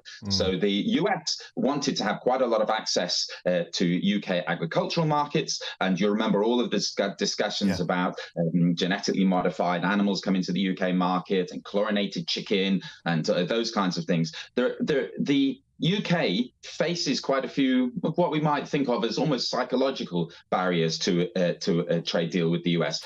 And I think the question is more whether we feel able to suck it up and take what some of the unpleasant, I mean, all trade agreements involve a bit of give and take on both sides. And there are some things that we won't like about them and some things the US wouldn't like about them. But the reality is that there's probably more upside than downside. And so we should probably accept a few areas that we're not going to like in order to be able to take advantage of the upsides, especially in a world in which Trump is going to impose big tariffs on everybody else. So I would have thought that we ought to be going for this. Whether Stam will find that possible to do politically, given the opposition not only on the left, but right across the political spectrum. You remember Michael Gove making all kinds of undertakings about how we wouldn't have any change in our farm standards to facilitate American food coming in. Food is quite a small area, but it's quite difficult to get it through politically. OK, thank you very much. Always a pleasure to have your company. That's the economist Andrew Lillico there, reacting to a report from our friends at Facts for EU. 8 American states, their economies combined bigger than the entire European Union. Now let's cross now to Virginia, where moments ago President Joe Biden and Vice President, the defeated Kamala Harris, marked Armistice Day. You can see their magnificent wreath being laid in Virginia. President there, still the president for now, laying what will be the final wreath of his presidency. Needs some assistance there. It does look mighty heavy. Not heavy enough for that magnificent Marine, but too heavy perhaps for Joe Biden. Laying that wreath in Virginia to mark, of course, Armistice Day there. Of course, we must never forget the magnificent contribution that America made, certainly during World War II, to liberate the world from fascism. We should never forget those people, our American brothers in arms, particularly on those beaches on D-Day. Their assistance and service will be forever remembered by everybody this side of the pond and everybody in America. God bless America. God bless all of you who fought alongside our veterans, our forces in the world wars. Thank you for your continued wonderful support. And let's hope, perhaps, we can look forward to a future, a prosperous future of closer ties to the United States. Wonderful pictures. Now, moving on, Premier League referee David Coote has been suspended after video has appeared to show him insulting the Liverpool FC, the previous Liverpool manager, Jurgen Klopp. More on that breaking story next. I'm Martin Daubney on GB News, Britain's news channel.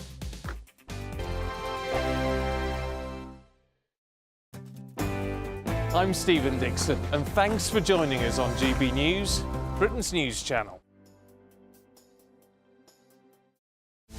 This is Britain's Newsroom, where your voice matters. It's just astonishing. With expert analysis and honest opinion, we don't just keep you informed. We bring you unique perspectives you won't see anywhere else. Can't argue with any of that. When the news happens, it happens here. On Britain's Newsroom, weekdays from 9:30 a.m. Only on GB News. GB News Breakfast. Every day from 6 a.m. Millions are struggling to stay warm with the wet weather, the cost of living and, of course, cuts to fuel payments. Yes, winter is fast approaching, so it's crucial to find cost-effective ways to save on your energy expenses while staying reasonably warm. So joining us to provide advice on heating your home, or at least staying warm somehow, is one of the leading voices on lowering energy bills, Nick Miles. And you are very welcome in here this morning. I mean, a lot of people say, well, in the olden days, you just used to put on an extra jumper. But actually, it's more serious than that, isn't it? What is the best way, the most cost-effective way to keep your home warm? Some of the bigger things is we need to do more things on insulating our properties, but actually sometimes, you know, it can be simple things like turning down a thermostat. You know, those that have got the luxury of being able to afford energy bills and keep their homes on the thermostat a bit too high. If you just turn it down by one simple degree, as long as you keep it between 18 and 22 degrees, can save up to 5 to 10% of your energy bill. So that's a kind of a very simple way of doing things. But, you know, it can be other little tips and tricks you can do as well. Yeah, I was going to say, because I always get it when people say about this, but like 18 degrees is not warm for a house. No, and it's twofold actually. It's that kind of relative temperature, but also it's the kind of drafts and things you have in your house. So it's the comfort factor. So what we have a lot of old properties in our country. You've got some 8 million hard-to-treat properties built before World War II that are have got poor insulation, but also very, very drafty. So it's the temperature and it's the kind of the draftiness of them that kind of keeps us uncomfortable. GB News, the People's Channel. Join me, Nana Akwe, for an informative, interactive news programme with a difference. It's fun. No, he didn't say that, Dave. I'm so surprised. I think there's an element of truth to that. Join me from 3 p.m. every weekend, only on GB News, Britain's news channel. I'm Michael Portillo. This is GB News, the People's Channel, Britain's news channel.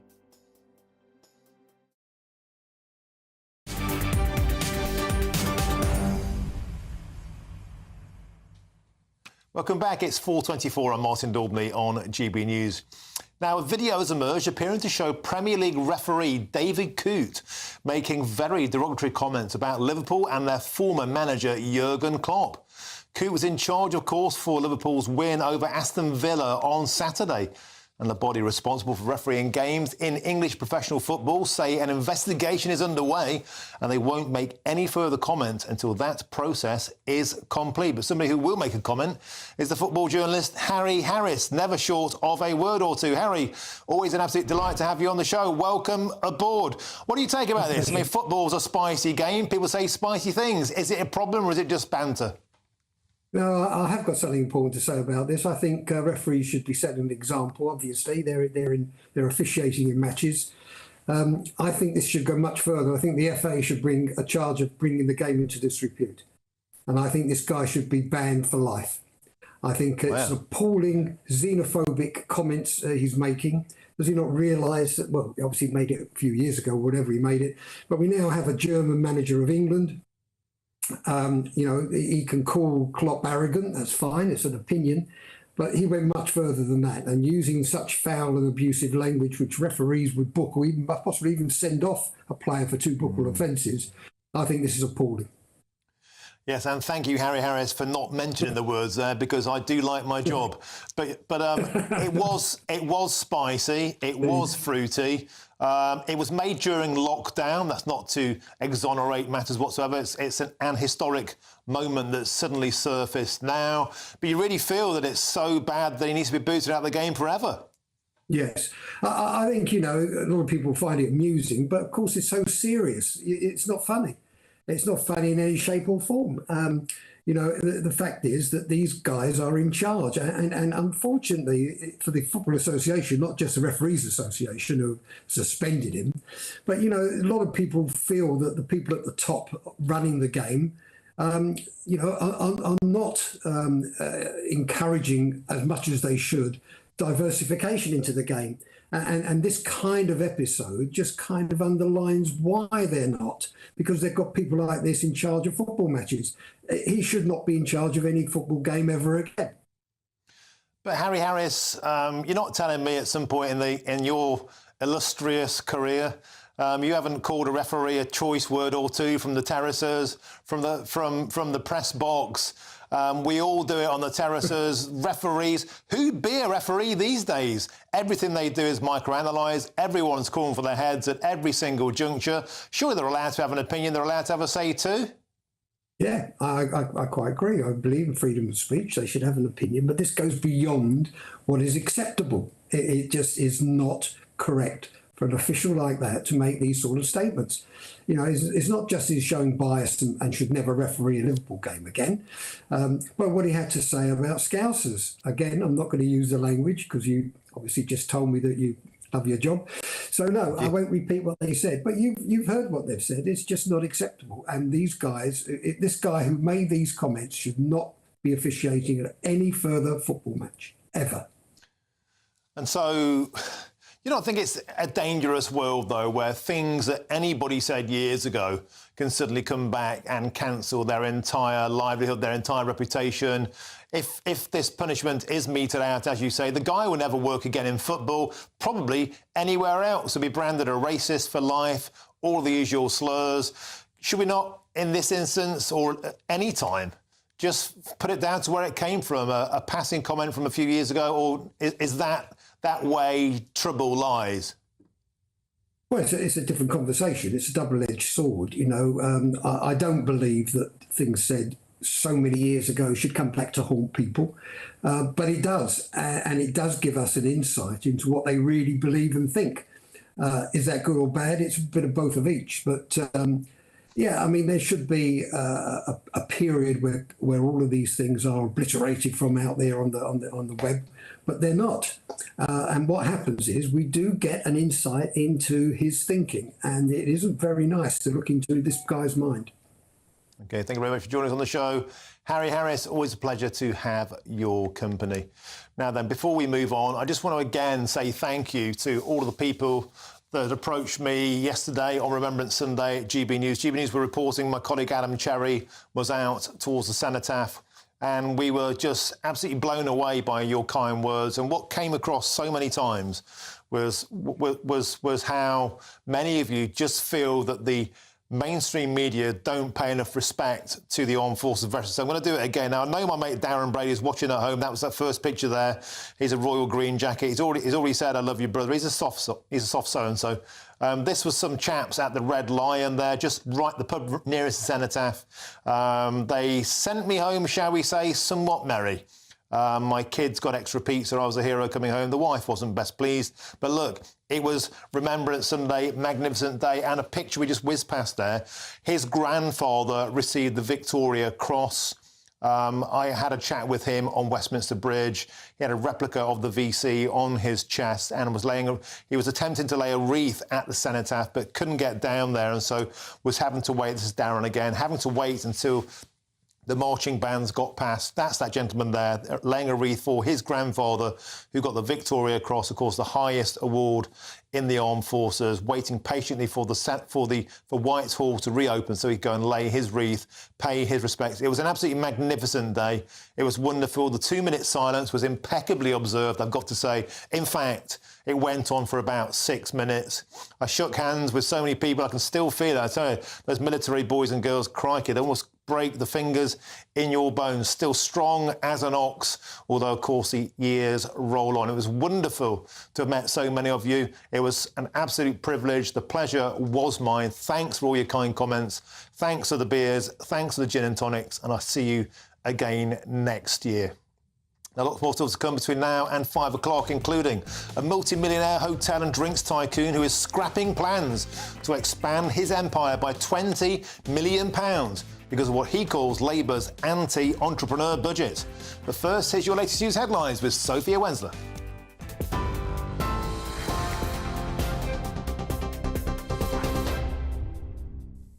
Martin, thank you. Your top stories this hour. The nation fell silent this morning to mark Armistice Day, honouring the moment peace was declared in 1918 on the 11th hour of the 11th day of the 11th month, with a 2-minute silence.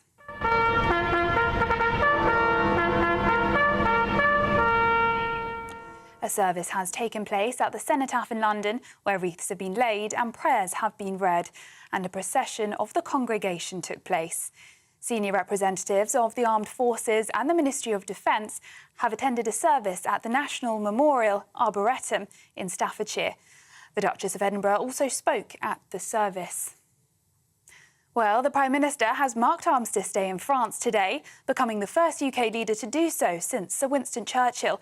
And ahead of the commemorations, Sir Keir Starmer and President Macron spoke about the war in Ukraine and the situation in the Middle East. The two leaders laid a floral tribute at the tomb of the unknown soldier at the Arc de Triomphe. According to a Downing Street spokesman, the two leaders also spoke about the situation in the Channel, with the leaders strongly agreeing on the importance of bearing down on illegal migration at every stage of a migrant's journey. Meanwhile, over in the US, President Joe Biden and Vice President Kamala Harris have taken part in a wreath-laying ceremony at the tomb of the unknown soldier in Arlington National Cemetery to mark Veterans Day.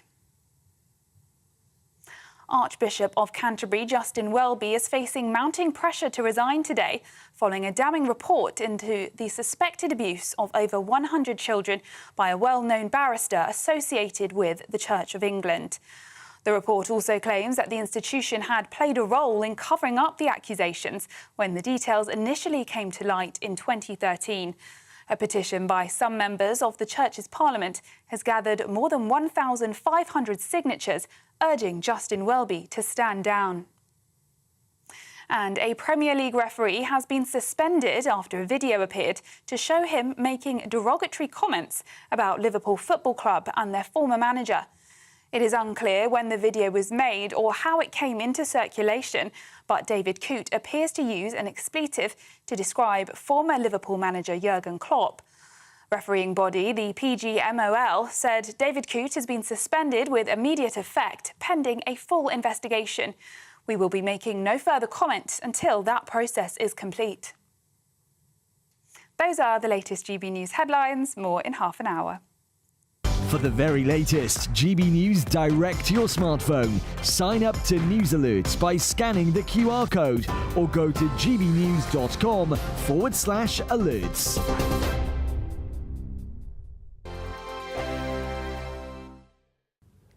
Hi there, welcome to the latest update from the Met Office for GB News. Up until yesterday, some parts of the UK had 0 hours of sunshine so far this November. That's all about to change. Still some patchy cloud, but increasingly sunny spells over the next couple of days as a cleaner area of high pressure builds in, this time without the gloom. Having said that, there is still some low cloud as we end the day across the far southwest of Cornwall. It's a patchy cloud elsewhere, but it's less low and less widespread, and so it's a clearer night for many places. Under those clear skies, nevertheless, there will be some fog forming, especially for Northern Ireland, parts of Northern England, Southern Scotland, as well as the West Midlands. That fog will cause poor visibility first thing, so watch out for that. But where we don't have the fog, actually a bright start to the day. A chilly start, a frost in places, particularly for central and northern Scotland. But actually bright skies and mostly dry with light winds for many. It's going to be pleasant enough. The dense fog across Northern Ireland could be slow to clear, might last all day in 1 or 2 spots, equally for Northern England and Southern Scotland.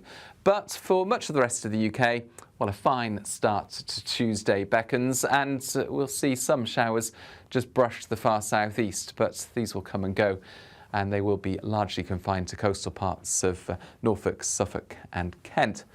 Now into Tuesday afternoon, some cloud will build, but the best of the sunshine remains across the southwest, as well as parts of Scotland and Northern Ireland away from the mistier areas. It's going to feel pleasant, with temperatures reaching 10 to 12 Celsius, but a cold wind continues to affect East Anglia and the southeast. That's the wind that will bring in the showers, and they'll continue overnight.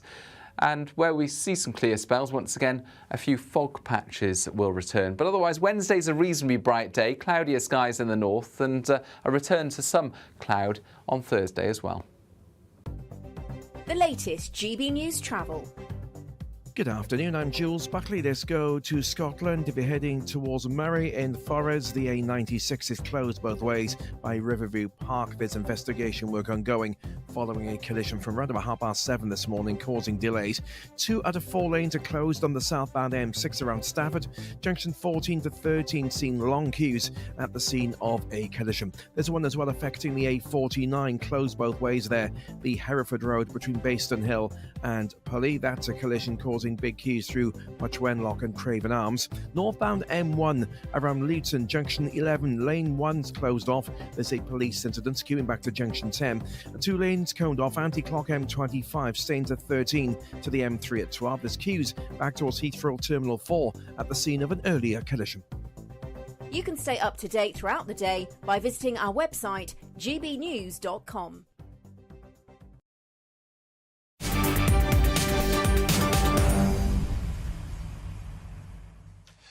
Welcome back. Time is 4:37. I'm Martin Daubney on GB News. Now, at GB News, we'd love to hear what you think, and every day we'll be running our poll of the day.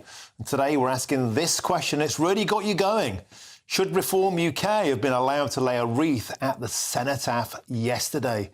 Of course, Nigel Farage and people around him saying this was an establishment stitch-up. You have to have 6 party members, and of course they only have 5 MPs. We're bringing the results live on this show later on, so please stay tuned. That's about an hour's time. To get involved in the vote, you just go to news and how to vote. It's gbnews.com/poll. Now, we've all had enough time now to digest Chancellor Rachel Reeves' controversial budget. From private school tax raise to personal tax hikes, is it an anti-entrepreneurial and anti-business budget? Well, a hotel tycoon certainly thinks so, as he's scrapping plans to invest around £20 million in his hospitality empire. Now, the entrepreneur Steve Perez joins me now on the show. Steve, welcome to the show. Absolute pleasure to have your company. I saw your Facebook post earlier on today, and I was very, very struck by what you said. £20 million. Of course, you got the global drinks brand. I would call you an entrepreneur, a on your bike hero, someone who's really made something of yourself, made something of your country and your area, pumped money in, pumped jobs in. And now, Steve, you seem to think that the Chancellor is not on your side. Tell me why. Well, first of all, I don't like to call myself a tycoon. I'm a hard-working businessman. I started out the back of a white van under the days of Margaret Thatcher. I worked really hard. I had one business fail. I nearly lost my house the first time round, but I picked myself up and I started again. And yeah, I've worked all the hours God sent. I've built up a very successful drinks brand here in Derbyshire. And I've been very successful. I then built 2 fantastic hotels, the Casa Hotel here where my head office is, and also later on the Peak Edge Hotel, which back in the 70s was my father's pub and restaurant, which I bought back. And if anybody knows anything about Derbyshire, I'm sure most people would say that I have the most fantastic hotels. Not only that, but I'm also a farmer. I have 350 acres of farmland just very close to my hotels. So majority of the beef, the cattle and the pork comes from my own farm, which is just a mile away from the hotels. We produce the eggs and everything. So it's sustainable, it's a long-term business. And I've always built my business up to be looking at the long term. We don't look at how much money can I make this year to present to the city, because business goes up and down. And I've always thought that this business would be my legacy. The hotels, the farm, the drinks business. And when I listened to the budget on Thursday, I was absolutely shocked and horrified. I'd actually met Keir Starmer prior to the budget, prior to the election, I'm sorry. He came to my factory, we met, we shook hands. He told me he was going to be supporting business. I expressed my concerns to him. And he said, "You've got nothing to fear on the Labour." Unfortunately, this budget is so anti-business. It means we're going to have to cut down investment. We're going to have to cut down on employing people.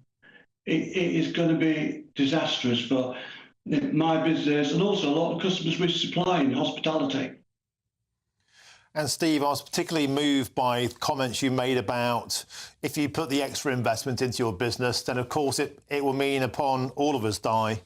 When you pass away, it could pass a headache on to your children, your legacy, because they may be in that position where they have to start selling up and they have to start breaking the business up. And so you made the conclusion that this is simply not worth it. That's heartbreaking to hear, but nevertheless, that's how you feel. Well, yeah, I'm 68 years old. I'm in reasonable health. I often say at my time of life, I'm in Sniper Alley. You don't know what might happen. And I daren't risk the business. I have to think of the business and the people I employ. I employ 400 people here in Derbyshire. I've got people who work for me for 30 years. I've got people whose parents, children, grandchildren work in my business. Yeah, it's not about me. Yeah, I'm really lucky. I'm a wealthy guy. I've done really well. It's not going to affect my lifestyle one iota. But this tax should I die, should I die soon, while we've got this government in place, well, that's absolutely decimate my business. And so what I've got to do, my strategy has got to be, don't invest, hopefully stay healthy, and what I'll do is try to build up a nest egg so that, when I do eventually die, the business will be able to pay the taxes, because it's not a tax on me, it's a tax on the business, it's a tax on my employees, it's a tax on their security. At the moment, we've had ups and downs in our business, but no matter what, I've looked after my employees. I'm sure, most of them will tell you the same.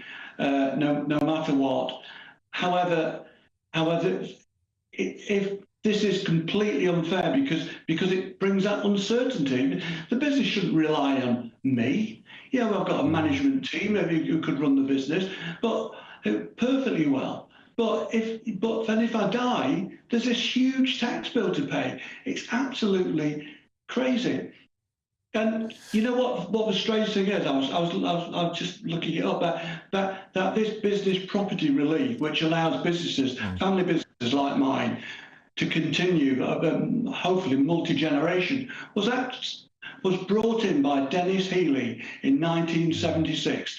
A Labour government, a Labour chancellor, brought this tax relief in to encourage investment, to encourage business. And this was a guy who said, let's squeeze the rich until the pips squeak. But he did at least understand that business paid for the national health and all the public services we need. Steve Perez, we'll have to leave it there. 68, mate. I don't know what it is you're drinking, but you don't look a day over 50. Maybe it's for one of your global drinks brands. Superb. Thanks for being so passionate. Thanks for joining us and sharing your expertise. A real on-your-bike businessman, Steve Perez. Thank you very, very much. Now, GB News presenter Patrick Christys has a massive interview tonight with the former Prime Minister. We'll hear more about that next. I'm Martin Daubney on GB News, Britain's news channel. Join me, Camilla Tominey, for a frank and honest discussion with those in power that cuts through the spin and gets to the heart of the issues shaping our nation. You haven't confirmed that you want to stand as leader, but you haven't ruled it out either. This report basically says that he's not fit to stand trial. Is he indecisive? Incompetent? I deliver the dose of reality Westminster needs. That's the Camilla Tominey Show at 9:30 every Sunday on GB News. The People's Channel, Britain's news channel. This is GB News, Britain's news channel. Well, let's speak now to Sales Director at Savills for Quinta Properties, Raquel Santos, who is live for us in Portugal. Raquel, good to see you this morning. Why are all these celebrities flocking to Portugal all of a sudden? Yeah, I guess it's just because of basically the great lifestyle that we have, security, Portugal has kind of been a hidden, tucked away gem for quite a while that people didn't realize existed. And with the international flights that, with the American flights coming in, it's kind of been put back on the map as a country that's worth visiting and worth investing in due to the secure investments that we offer in real estate. Raquel, is it anything to do with tax rates? Because I think capital gains tax is, I think if it's over a certain amount, you pay half of your rate, which is 28%. Capital gains on shares and cryptocurrencies is 0. Is it anything to do with that? Because over here in the UK, big storm at the moment about millionaires apparently leaving in exodus because of the mooted increases in taxes in just a few weeks. Yeah, so obviously the alterations that are happening with the UK in terms of the tax that's being implemented on the capital gains, as you mentioned, we've definitely noticed has become a big drive, mostly on the vendor side as well, who are looking to sell because they don't want to be hit, with these higher capital gains, which is close to coming into effect. Raquel, have you noticed then millionaires, high net worth people from the UK getting in touch with you looking to relocate? Definitely. It's for multiple reasons, obviously, the changes that are due to come into place, obviously, and Portugal just seems to be a safe option always when things do kind of change. People opt to come into Portugal because we're quite steady, we're quite stable. GB News, the People's Channel. Hi there, I'm Michelle Dewberry and I'm going to take a second to tell you all about my show, Dubes & Co. We start off with the issues of the day. We then bring in both sides of the arguments. We get rid of the disrespect. And then you throw me into the mix. And trust me, I'll tell it exactly how it is. And then, of course, the magic ingredient, you at home. We mix it all together and what have we got, in my opinion, the best debate show in town. Monday to Friday, 6 till 7 on GB News, Britain's news channel.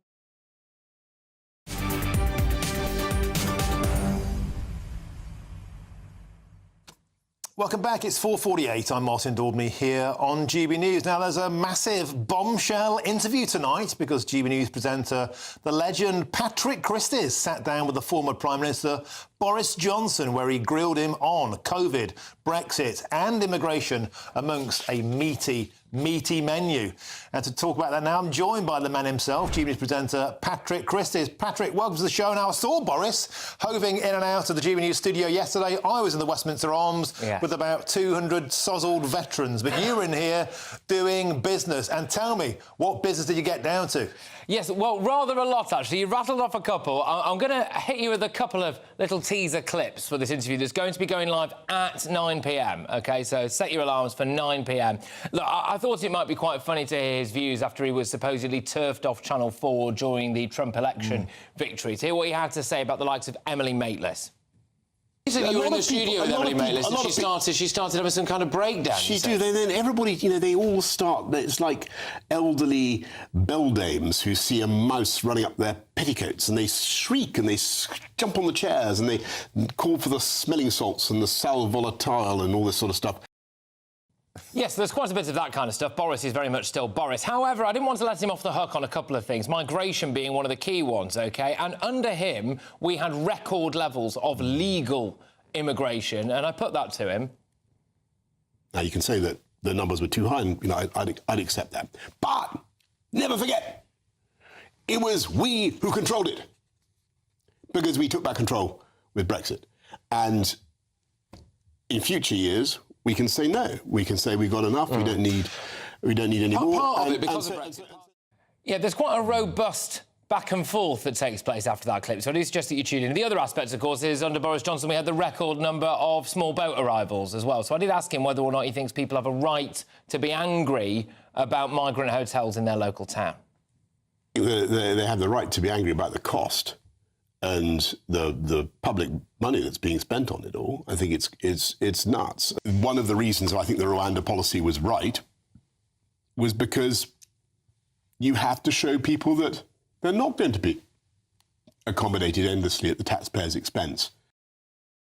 But there's a big line in this, which you're going to have to tune in to see, which is about Ukraine. Now, Boris Johnson is friends, very close friends, with Volodymyr Zelensky. And he started by giving the usual response about, well, no surrender to Russia, no surrender to Russia. And actually, I think what we have got from him here is an exclusive, which is how he actually thinks the Ukraine war can end and what they would be willing to concede to, which I think will be interesting to watch. I also do put it to him quickly, Martin, that the Queen called him an idiot and would he like to be the US ambassador? So it's a wide-ranging interview. I even asked him at one point what his favourite TV show was, so mixtures of light and shade. Now, Patrick, before I let you go, I know you can't give too much away because people need to tune in tonight. Patrick Christys tonight between 9 and 11. But you must have probed him on Brexit. Because a lot of people don't believe that we actually got Brexit done. It was a great soundbite, but we still left the cat flap open to Brussels on things like fishing, on things like net zero. And did you probe him on that? And does he show a scintilla of regret? And I always ask people, Patrick, when they get up close and personal to great political figures like that, how did he seem? Was he convincing? Does he seem well? Yeah, I mean, he squirms a bit on a few things, which you'll see. On Brexit, he is just adamant that we got it over the line, and he's even saying that he was potentially willing to have gone to prison over proroguing Parliament and all of that kind of stuff. He would have been willing to barricade the doors to Downing Street and everything. The problem with Boris on that is that actually you never quite know what's jest and what's not, do you? So there's a lot there to go at 9 p.m. tonight. Superb stuff, Patrick Christys tonight. Exclusive sit-down with former Prime Minister Boris Johnson. Now, thank you very, very much for that. Patrick, always a pleasure. Now, I've been sent some your says on the show today. A huge thing that's got you going is the debate about, in fact, it's our poll of the day. Was it right for Nigel Farage to have been refused the right to lay a wreath at the cenotaph? Because the rules are you have to have 6 parliamentarians in a political party to be able to do so. Earlier on today, I had a debate with Rebecca Reid. She said that Nigel Farage was making politics out of it. It's not about him. He should let the matter go. Richard Tice, the Deputy Leader of Reform, said this is an establishment stitch-up. Jake says this: I find myself for once agreeing with Rebecca Reid. Nigel should have left the politics out of this. It's not about him. This is about the fallen. There we go. Somebody agrees with Rebecca. Whereas June says this: this is absolutely correct. I agree with Nigel Farage. This is an establishment stitch-up. The entire system wants Nigel to be seen, not seen, and not heard. He was on the balcony. It's a disgrace. He should have been down there. And she echoes the point made by Richard Tice. Reform got more votes, 4.1 million votes, than the Liberal Democrats, and more votes than the SNP and the DUP combined, and yet they got to lay a wreath. But June, the point is, the rules are the rules. It's not about the number of votes, it's about the number of seats. That number is 6. Unless we change the rules, it will remain that way. Perhaps we should change those rules. Perhaps the smaller parties should be allowed to do it. Nigel Farage said, anyway, don't worry, there'll be more than 6 Reform MPs next time around. Now, coming up on this Armistice Day, I'll be joined in the studio by a very, very special guest, World War II veteran John King. And today is extra special for John because it's his 100th birthday on Armistice Day. Fantastic. I'm Martin Daubney on GB News, Britain's News Channel. Now, here's your weather with Aidan McGibbon.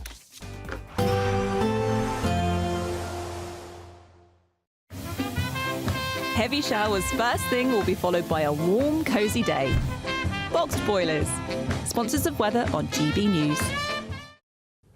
Hi there, welcome to the latest update from the Met Office for GB News. Up until yesterday, some parts of the UK had 0 hours of sunshine so far this November. That's all about to change. Still some patchy cloud, but increasingly sunny spells over the next couple of days as a cleaner area of high pressure builds in, this time without the gloom. Having said that, there is still some low cloud as we end the day across the far southwest of Cornwall. It's a patchy cloud elsewhere, but it's less low and less widespread, and so it's a clearer night for many places.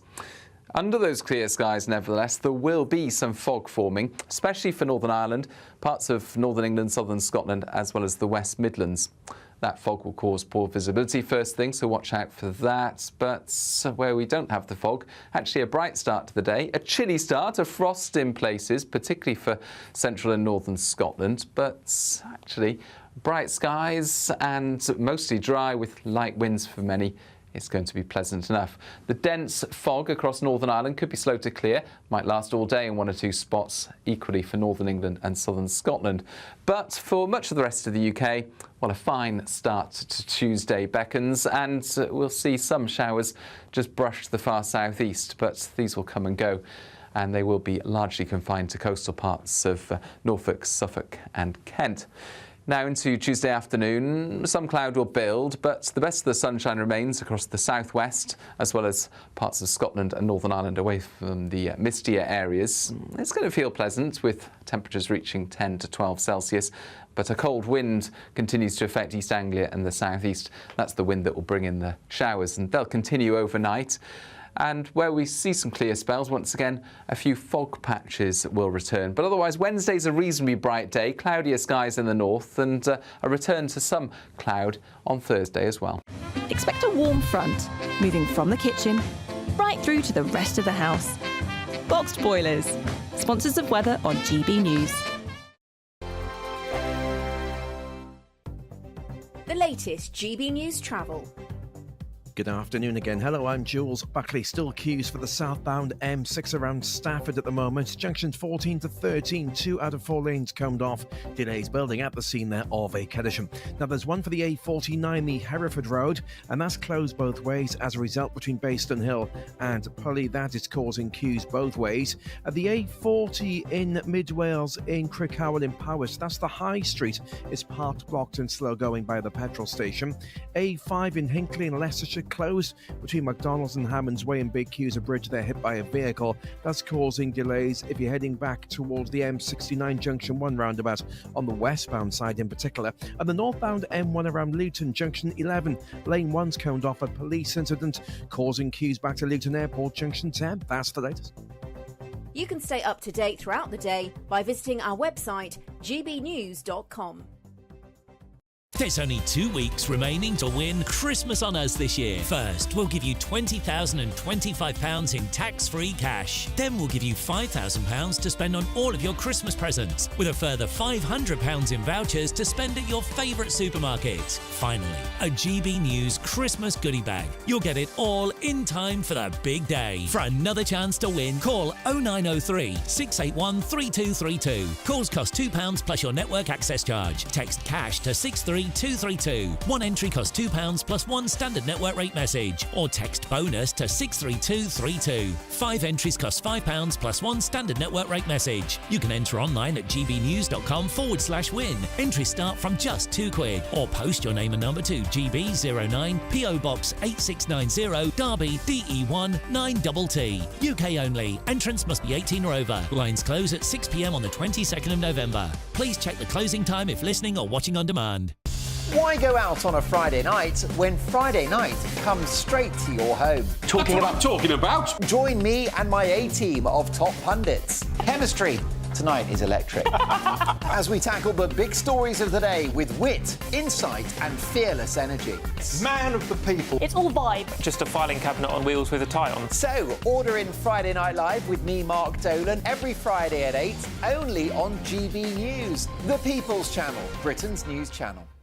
It's Patrick Christie's Tonight, and here we do things differently. It's explaining the absolute madness of this, doesn't it? It's explosive. I mean, this is very good. It's lively. 850. Your government sat there, Sean, and it did nothing. It's controversial. And the Middle East has been in turmoil since before I was born. It's everything you need to kickstart your evening. Everyone's had their Weetabix tonight. I love to see it. That's Patrick Christie's Tonight, weeknights from 9 p.m. Only on GB News, the People's Channel, Britain's news channel.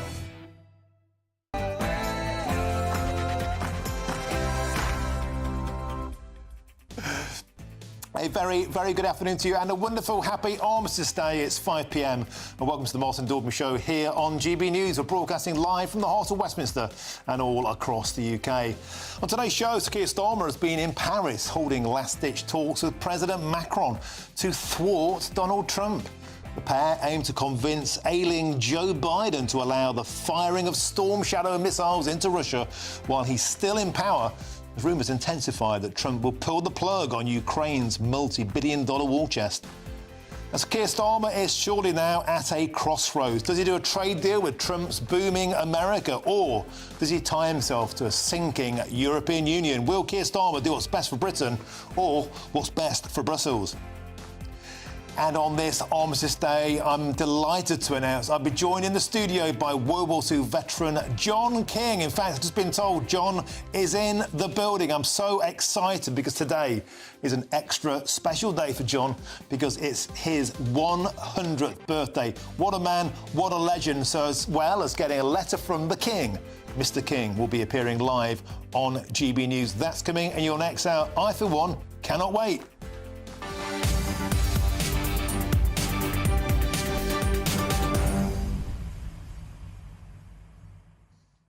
Once a show on this Armistice Day, don't you just get overwhelmed with pride and just awe when you meet military veterans, what they've done? And today, John King, 100 years young, today on Armistice Day. Wow, what a day to turn 100. I'm so honoured and privileged to say he'll join me in the studio in a short while's time. 100 today. And here are some more pictures I'd just like to share and say thank you to those who said hello to me yesterday. I was at the Cenotaph for Remembrance Sunday. This is my friend Darren Brady, royal green jacket. That man's got hollow legs. We had a few bevies. This gentleman here, his granddad got the Victoria Cross. I'm pointing to a replica he was wearing there. And here are some boys at the Red Lion, RAF lads, who, let's just say, when I left there, I needed a parachute. Thank you very much for all of your generosity, your kind words. And look, it's a privilege and an honour to represent the armed forces on GB News. We try our very, very best to say thank you all for your service. Get in touch usual way, gbnews.com/you'll say. But now here's your headlines, and it's Sophia Wensler.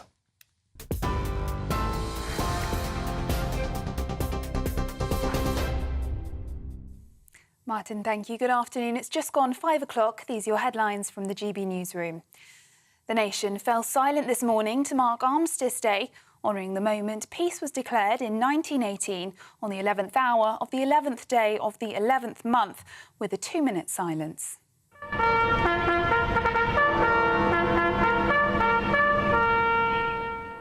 A service has taken place at the Cenotaph in London, where wreaths have been laid and prayers have been read, and a procession of the congregation took place. Senior representatives of the Armed Forces and the Ministry of Defence have attended a service at the National Memorial Arboretum in Staffordshire. The Duchess of Edinburgh also spoke at the service. Well, the Prime Minister has marked Armistice Day in France today, becoming the first UK leader to do so since Sir Winston Churchill. And ahead of the commemorations, Sir Keir Starmer and President Emmanuel Macron spoke about the war in Ukraine and the situation in the Middle East. The two leaders laid a floral tribute at the tomb of the unknown soldier at the Arc de Triomphe. According to a Downing Street spokesman, the two leaders also spoke about the situation in the Channel, with the leaders strongly agreeing on the importance of bearing down on illegal migration at every stage of a migrant's journey. Minister for Veterans Alistair Cairns spoke to Eamon and Isabel this morning.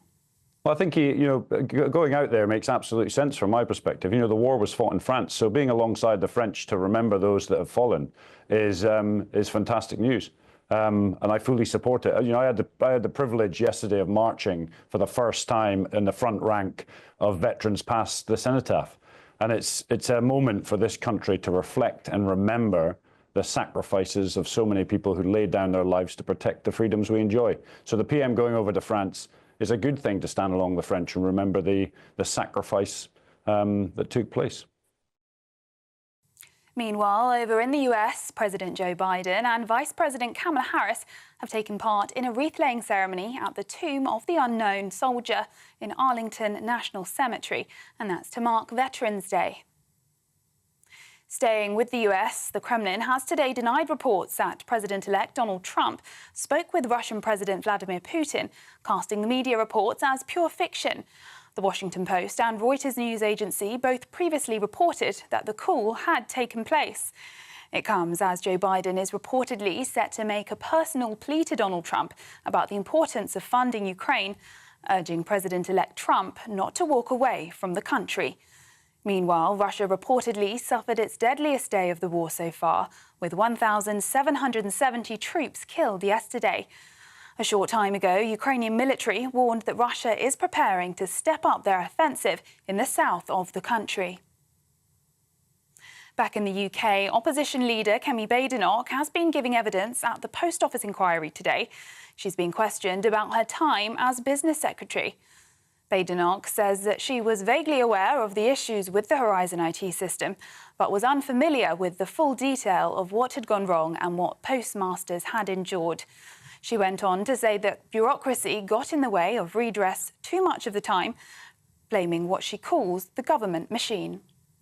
I feel that there is often too much bureaucracy in the way of getting things done because people are worried about process, they are worried about if things go wrong, them being on the hook for that. And so they carry out lots of checks and balances well beyond what I think is required in order to deliver the right outcome.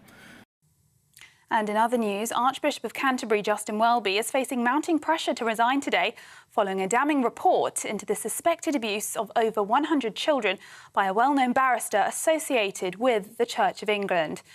The report also claims that the institution had played a role in covering up the accusations when the details initially came to light in 2013.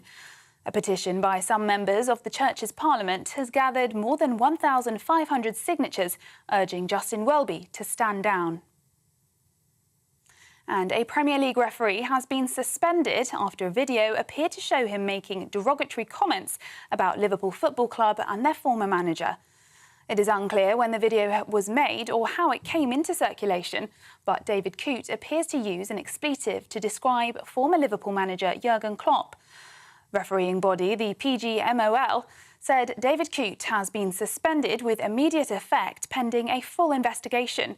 We will be making no further comment until that process is complete. Those are the latest GB News headlines. Now it's back to Martin. For the very latest GB News direct to your smartphone, sign up to News Alerts by scanning the QR code or go to gbnews.com/alerts.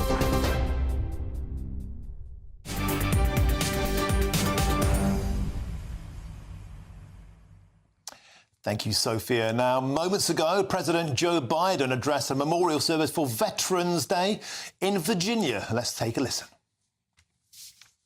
Great honor to be standing here again.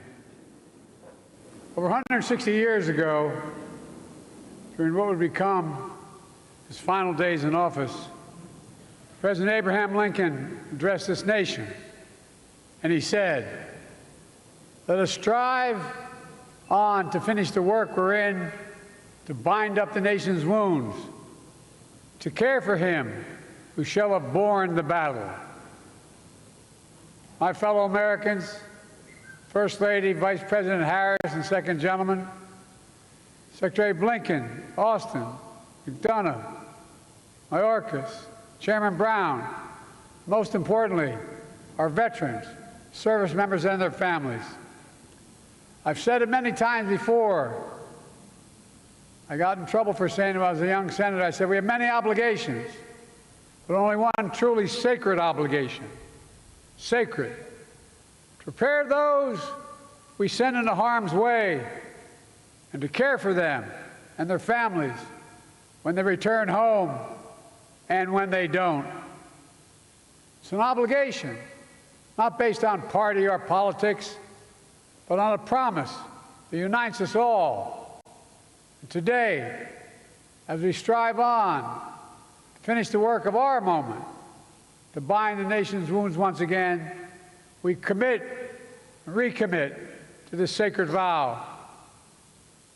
This is the last time I will stand here at Arlington as Commander-in-Chief. It's been the greatest honor of my life to lead you, to serve you, to care for you, to defend you, just as you defended us, generation after generation after generation.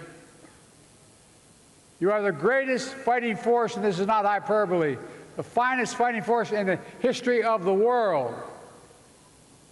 I'll never forget standing at Valley Forge, where our nation's first soldiers laid down their lives to deliver a nation where everyone is entitled to inalienable rights, life, liberty, pursuit of happiness. And I'll never forget walking the hills of Gettysburg, where thousands more shed their blood to make those words real.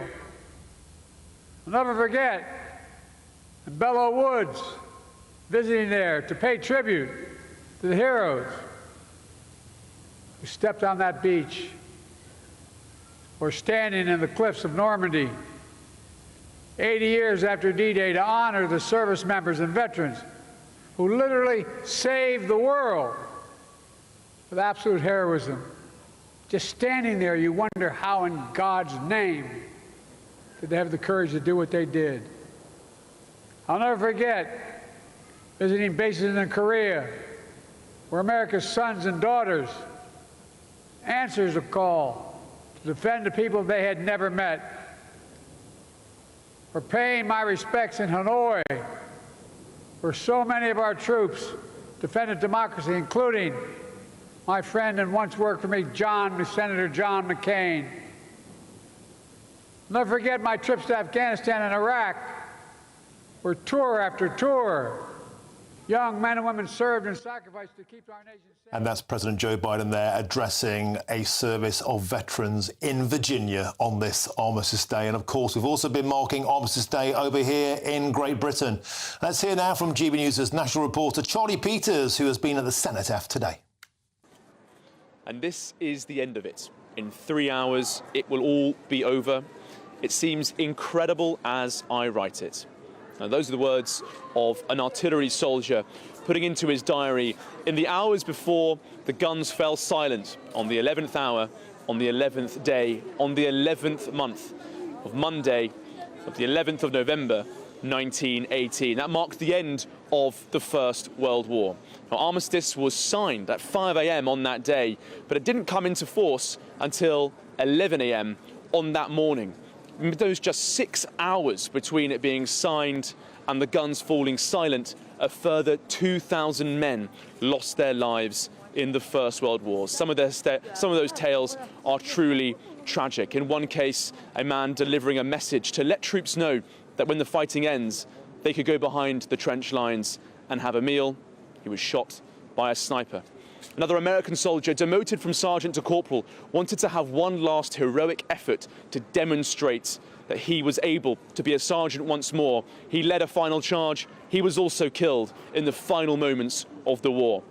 Well, those 2,000 killed across those 6 hours were among millions who fought and fell during the Great War. And they were commemorated here in Whitehall at the Cenotaph in central London this morning, where defence ministers, soldiers, sailors and airmen gathered to pay their respects to those who fought during the Great War. Now, Armistice Day has only been back in the national consciousness since 1994. Between 1946 onwards, until that year, the remembrance of the First World War was part of Remembrance Sunday, instituted in 1946 after the Second World War. Now, the Western Front Association campaigned to bring back Armistice Day, and this morning, after 30 years, it happened again, and we were all able to commemorate the war dead from the First World War. Charlie Peters, magnificent and moving tributes there from the Cenotaph earlier today on this Armistice Day. We must never forget their sacrifice. Now, moving on, Facts for EU, our friends at Facts for EU, they found that the UK now has 8 trade deals with US states. And to dive deeper into what a Trump presidency could mean for trade in Europe, joining me now is the editor-in-chief of the Brussels Report, and that's Peter Klepper. Peter, welcome to the show. So this is an astonishing report. I'd just like to bring you and our viewers up to speed with the numbers before I get your reaction, if we could.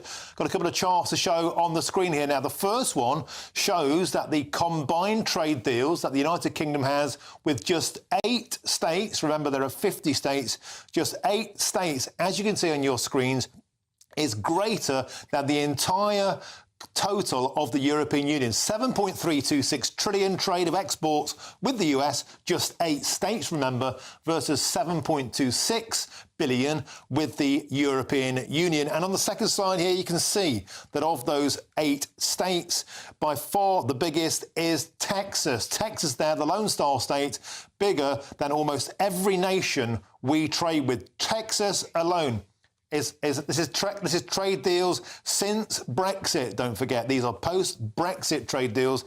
And so, Peter, there we have those states there, and the orange states are ones where there are negotiations underway. So, Peter, on that note, let's look at what this should or perhaps could mean for the United Kingdom. The evidence seems manifest.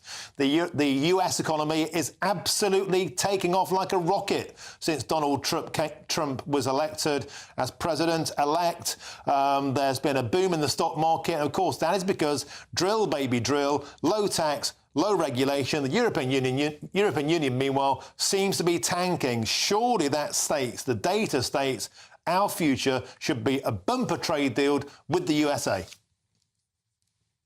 Well, absolutely. The United States holds great promise to trade with any partner, and of course, especially the United Kingdom, which has such a close cultural and historic relationship with America. As you point out, there's been these trade deals. Sometimes, these are not traditional. Trade deals. Trade these days is not just about goods anymore. Certainly, the UK economy is no longer just about goods. It's a lot about services, and there's lots of tariff barriers. So all kinds of memorandum of understanding, other kinds of documents can actually do a lot to facilitate trade for the services industry. And as I understand, the UK government is currently also hoping that they may convince Donald Trump to make progress on this front. Now, Peter, the big question is, will Brussels allow a bumper UK-US trade deal? Because, look, this is precisely the sort of deal that Brexiteers were saying should be the future. Look to the world's horizons. Go out there, untethered from the EU, no say-so from Brussels. The opportunity is on a plate. Trump is clearly the most pro-British president in living memory. The trouble is, Sir Keir Starmer, however, seems more wedded to his chums in Brussels. Do you have the faith that Sir Keir Starmer will do the right thing for Britain or do the right thing by Brussels?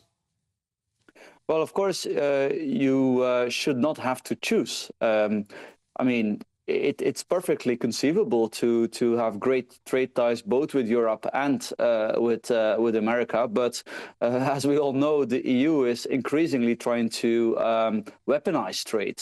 They are trying to use trade to impose lists of regulations that they want their trading partners to implement. And of course, the deforestation directive is up for a big vote in Brussels this week. Malaysia was very angry that the EU refused to recognize their deforestation standards, even if NGOs admit that they made a lot of progress.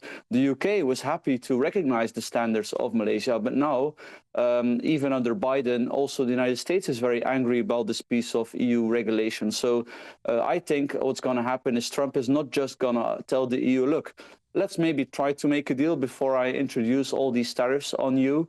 And then part of the demand of Trump is going to be to tell the EU to reduce their own tariffs. But Trump is certainly also going to tell the EU to stop trying to weaponize trade, to stop trying to impose all these super burdensome due diligence regulations on big American companies. Also, Trump is going to tell the EU to stop abusing competition policy to go after US big tech and impose enormous fines on them. You know, recently, Ireland is going to receive, I think, 13 billion euros out of such a fine. You know, it's a very fishy understanding of state aid. It's some kind of an arrangement where, you know, Apple had some, special tax ruling, and then that was redefined as state aid, even if mostly the EU cares less and less about state aid. So, yeah, I think that's going to end. Interesting times ahead, and thank you very much for your expertise. That's Peter Clappy. He's the editor-in-chief of the Brussels Report. Thank you very much for joining us on the show.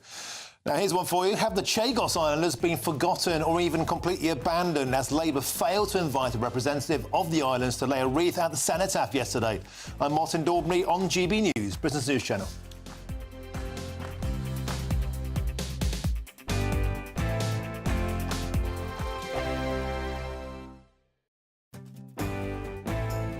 I'm Andrew Pearce. This is GB News, the People's Channel, Britain's news channel. We're proud to be GB News, the People's Channel. And as you know, we always love to hear your views. Now, there's a new way of getting in touch with us at gbnews.com/yoursay. By commenting, you can be part of a live conversation and join our GB News community. You can even talk to me, Bev Turner, or any of the members of the GB News family. Headliners. Tomorrow's papers tonight, every night from 11 p.m. The Daily Mail now, Josh, and pub landlords have to worry about more than the optics when it comes to offensive banter, Yeah, it this seems. is a really big story and important. Pub landlords could have to become banter cops to stop themselves being sued by staff offended by comments from customers under workers' rights reform. So, Labour, when they were part of their election process, they were like, we're going to reform workers' rights, and that all sounds good on paper, but there were issues in terms of how might it affect employees and fear from employees costing them more money. One of these things that they're sort of pushing through, though, is that in the Equality Act of 2010, part of the issue was that if you were offended at work or someone said something sexist or racist, something that affected you, the employer had to take some sort of, they had three chances to kind of take action. Yeah. Now, the employer should have taken action already. So employees can sue employers. Now, this has a big impact on us because we're comics and we perform in venues. And if some of the bar staff hear a joke that they don't like, then they can sue their employer, potentially, under this legislation. So it's not punters? Well, also, it could be like you're at a bar and some bloke is like, oh, I like that top, or whatever. That's not good behaviour. But the point is now that employee could sue their employer. So, because, I mean, the sort of scenario I was imagining was that a barmaid was being maybe sexually harassed or That's something. what they're focusing in this article, but other articles have gone down the free speech route. OK. And also venues and universities having lectures. We saw it at, in Edinburgh Fringe Festival and Sadowitz. He had his show cancelled not because of any punters, but because two of the 18-year-olds were working. They were upset by his There was a wedding. bar in Brighton, wasn't there? There was a story we covered a few weeks ago. A bar in Brighton threw some people out because... Exactly. They had turfs on the... turfs. Yeah. GB News, the People's Channel. I'm Christopher Hope. From pop stars to politicians, I'll interview anybody in a pub who's got a political opinion. Join me every Friday on Spotify, Apple Podcasts, YouTube or gbnews.com, or wherever you get your podcasts. This is GB News, the People's Channel. I'm Bev Turner. Thank you for joining us on GB News, the People's Channel, Britain's news channel.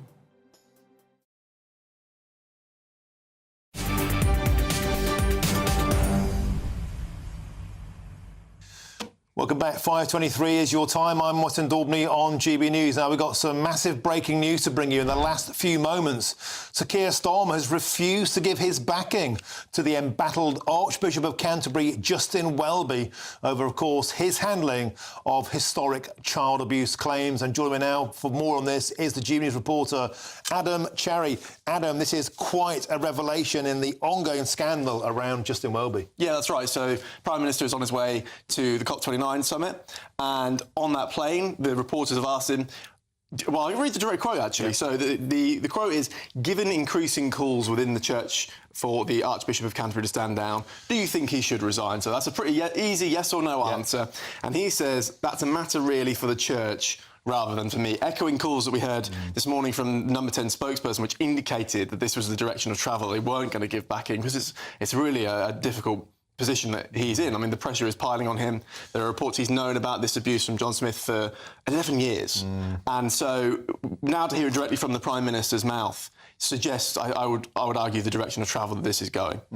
You could say he's being diplomatic. You could say he's being deliberately neutral on this. But if he wanted to give his support, he could have done it. Sometimes the absence of support in itself, Adam Cherry, is damning. Well, that's it. I mean, he knows his position. He's the Prime Minister. He doesn't want to be seen to, regardless of how clear-cut this may appear or how controversial it is, when you're the Prime Minister, you have to be diplomatic about these things in some respect. I know that might frustrate viewers because they want straight answers, and that's understandable. But I think this answer tells enough of a story, actually.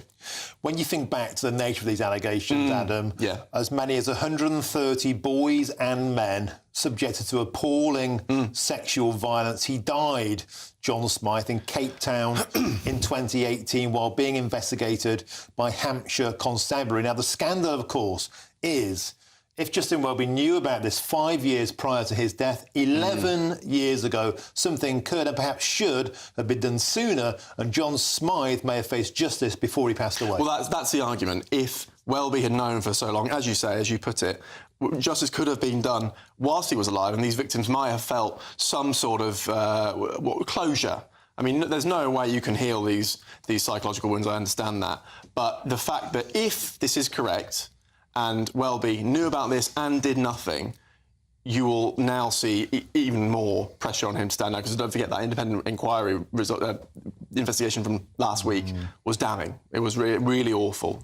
And, you know, it's always funny, isn't it, that the Archbishop of Canterbury is never short of a word to condemn the morality of others around climate change, around racism, around slavery, around Black Lives Matter, around vaccines. I digress. Now, judgment time seems to be perhaps catching up with him. Adam Cherry, thank you very much for bringing us up to date with that breaking news. Now we're going to move on now because in response to the allegations, the Archbishop of Canterbury said this in a statement: I recognise the courage of those victims, including those related to John Smythe, who have come forward and relived their trauma through contributing to this review. I had no idea or suspicion of this abuse before 2013. Nevertheless, the review is clear that I personally failed to ensure that after disclosure in 2013, the awful tragedy was energetically investigated. Since that time, the way in which the Church of England engages with victims and survivors has changed beyond recognition. Now, moving on, Labour have been blasted for betraying the Chagos Islanders after failing to invite a representative from the archipelago to lay a wreath at the cenotaph yesterday on Remembrance Sunday. And this comes, of course, following Sir Keir Starmer's controversial decision to hand over the sovereignty of the islands to Mauritius. Well, joining me now is the spokesman for the Chagosian Voices, Jean-Francois Nellen. Jean-Francois, welcome to the show. So, historically, this has been the right of the Chagos Islanders to lay a wreath at the cenotaph. How do you feel that was taken away from you yesterday? Well, like you just said, this is, again, Labour has snubbed the Chagosian community, even though the island where there's like an important military base on Diego Garcia, and the community helped the Allies at the time, back in the 1944-45, during the World War II. Look like for, in case the German attack the island. But then the Chagosian has not been recognized to even invite to lay the wreath at the cenotaph yesterday. Even though you have other territories, overseas territories were invited to that. And Jean-Francois, do you hold out any hope for rumours that new incoming President-elect Donald Trump may have the power to veto this decision and may overturn it? Is that something that Chagosians are talking about? Is that something that they're optimistic about? Yeah, correct. And they're all hoping. And since the Foreign Secretary made the announcement in the Parliament, and we've been hoping that Trump win the election and veto this deal. The UK has given the island without the Chagosian consent, and all Chagosians want to go back under British protection. The island has been British since 1814 under the Paris Treaty, and what the Labour government has done, it's despicable toward the Chagosian community. And especially on Remembrance Sunday, especially today on Armistice Day, we think about defence of the realm and defence of the world. The importance of the Chagos Islands is indescribable. It's so important. That 99-year lease, Jean-Francois, could be up. And when that's up, the worst fears of the islanders and perhaps of the Western world is that it simply gets handed over to the Chinese. Yeah, you have seen, like, in the recent week, what's been happening in Mauritius, even with the election, where the British House Commission been having their phone tapping by the government of Mauritius. And they have even said they have the island, they can do whatever they want. And something I have said last year when I was in New York at the UN, talking on behalf of the Chagosian, Mauritius will do whatever they want when the island been handed over to them. And exactly what they have said a year later.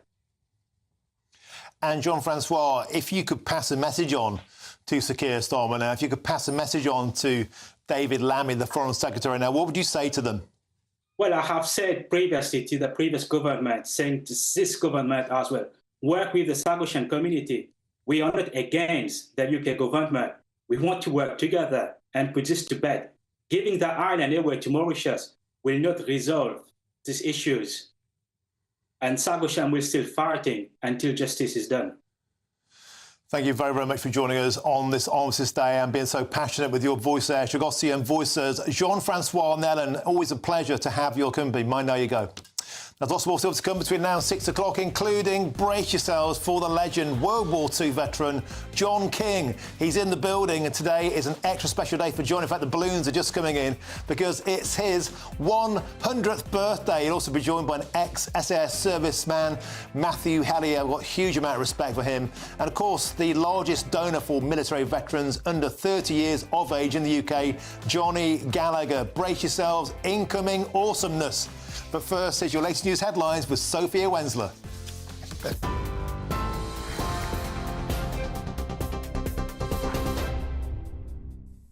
Martin, thank you. Your top stories this hour. The nation fell silent this morning to mark Armistice Day, honouring the moment peace was declared in 1918 on the 11th hour of the 11th day of the 11th month, with a 2-minute silence.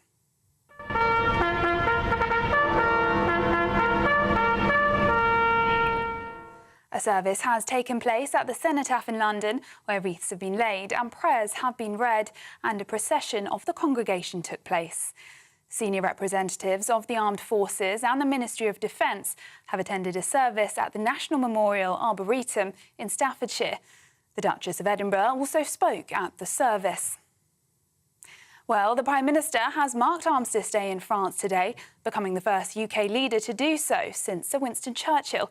And ahead of the commemorations, Sir Keir Starmer and President Macron spoke about the war in Ukraine and the situation in the Middle East. The two leaders laid a floral tribute at the tomb of the unknown soldier at the Arc de Triomphe. According to a Downing Street spokesman, the two leaders also spoke about the situation in the Channel, with the leaders strongly agreeing on the importance of bearing down on illegal migration at every stage of a migrant's journey.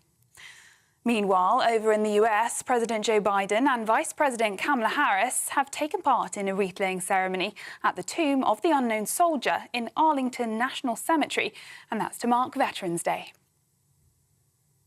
Now, Sir Keir Starmer has refused to give his backing to the Archbishop of Canterbury over his handling of child abuse claims. The Prime Minister said it was a matter for the Church as the pressure grows for Justin Welby to stand down. It comes after a damning report into the suspected abuse of over 100 children by a well-known barrister associated with the Church of England. The report also claims that the institution had played a role in covering up the accusations when details initially came to light in 2013.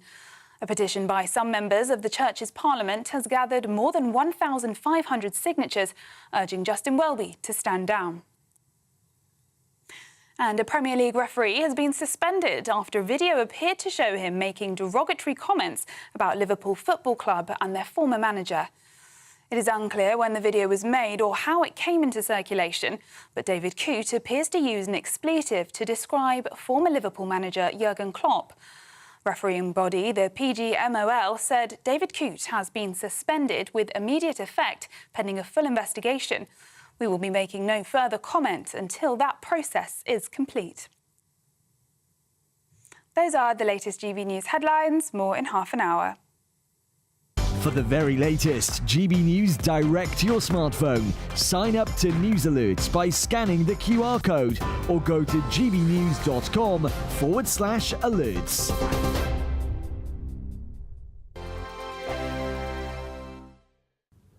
Hi there, welcome to the latest update from the Met Office for GB News. Up until yesterday, some parts of the UK had 0 hours of sunshine so far this November. That's all about to change. Still some patchy cloud, but increasingly sunny spells over the next couple of days as a cleaner area of high pressure builds in, this time without the gloom. Having said that, there is still some low cloud as we end the day across the far southwest of Cornwall. It's a patchy cloud elsewhere, but it's less low and less widespread, and so it's a clearer night for many places. Under those clear skies, nevertheless, there will be some fog forming, especially for Northern Ireland, parts of Northern England, Southern Scotland, as well as the West Midlands. That fog will cause poor visibility first thing, so watch out for that. But where we don't have the fog, actually a bright start to the day. A chilly start, a frost in places, particularly for central and northern Scotland. But actually, bright skies and mostly dry with light winds for many. It's going to be pleasant enough. The dense fog across Northern Ireland could be slow to clear, might last all day in 1 or 2 spots, equally for Northern England and Southern Scotland. But for much of the rest of the UK, well, a fine start to Tuesday beckons, and we'll see some showers just brush the far southeast, but these will come and go, and they will be largely confined to coastal parts of Norfolk, Suffolk and Kent. Now into Tuesday afternoon, some cloud will build, but the best of the sunshine remains across the southwest, as well as parts of Scotland and Northern Ireland away from the mistier areas. It's going to feel pleasant, with temperatures reaching 10 to 12 Celsius, but a cold wind continues to affect East Anglia and the southeast. That's the wind that will bring in the showers, and they'll continue overnight. And where we see some clear spells, once again, a few fog patches will return. But otherwise, Wednesday's a reasonably bright day, cloudier skies in the north, and a return to some cloud on Thursday as well. The latest GB News travel. Good evening, I'm Johnny Ratner. Long delays in West Yorkshire on the M62. The westbound carriageway of the motorway partly blocked just after junction 27 Gilderson. So to the south of Leeds at the scene of an accident. There are still long queues on the M6 heading south through Staffordshire after an earlier crash blocked the motorway momentarily between 14 and 13 near Stafford. All lanes are back open, but it's queuing to just after the Stafford services. In Leicestershire, the A5 at Hinckley is closed on Watling Street after a lorry struck the bridge. And on the Essex stretch of the M25, a van's broken down, blocking off the outside lane clockwise at junction 26 at Waltham Abbey, causing queues back through the roadworks through the Homesdale Tunnel to the A10 at junction 25. In Shropshire, the A49 is closed just south of Shrewsbury at the scene of an accident involving a lorry and buses to replace trains between Hensford and Rugeley Trent Valley. And that's the latest. You can stay up to date throughout the day by visiting our website, gbnews.com.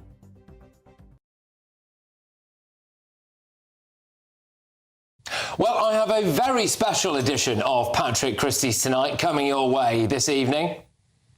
And I'm thrilled to be appearing on the Patrick Christie Show tonight, going on from 9 till 11. It's going to be an absolutely epic show in which we're going to be discussing, amongst many other things, the significance, the causes of Donald Trump's sensational victory and what lessons that may have, if any, for this country and the world. Don't miss it. It's the only place to be. Patrick Christie's Tonight, 9 to 11 p.m.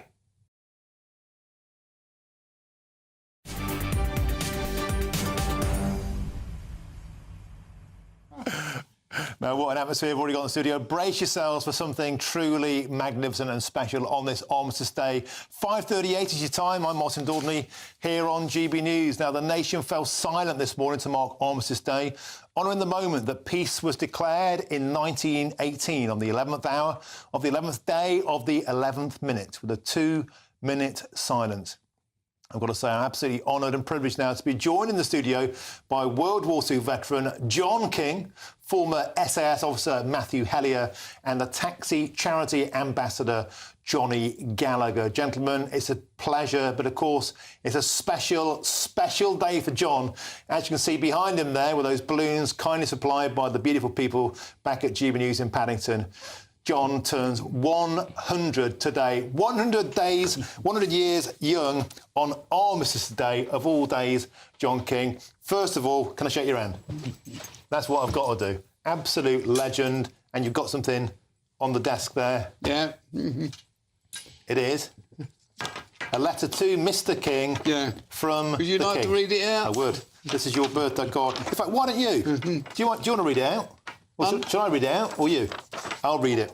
Yeah. Okay, it says here, we are so pleased to know that you're celebrating your 100th birthday on the 11th of November 2024. This brings our warmest congratulations and heartfelt good wishes on such a special occasion. It's, of course, signed to Mr. John King by Charles the King and Camilla as well. You've got them both signed there. So you're 100 years old on Armistice Day. First of all, I want to say to you, thank you for your service. And I want to hear your astonishing story of how you fought in World War II and actually how you almost perished. Tell us your story. Yeah, true. Yeah. Tell us your story, John. Right.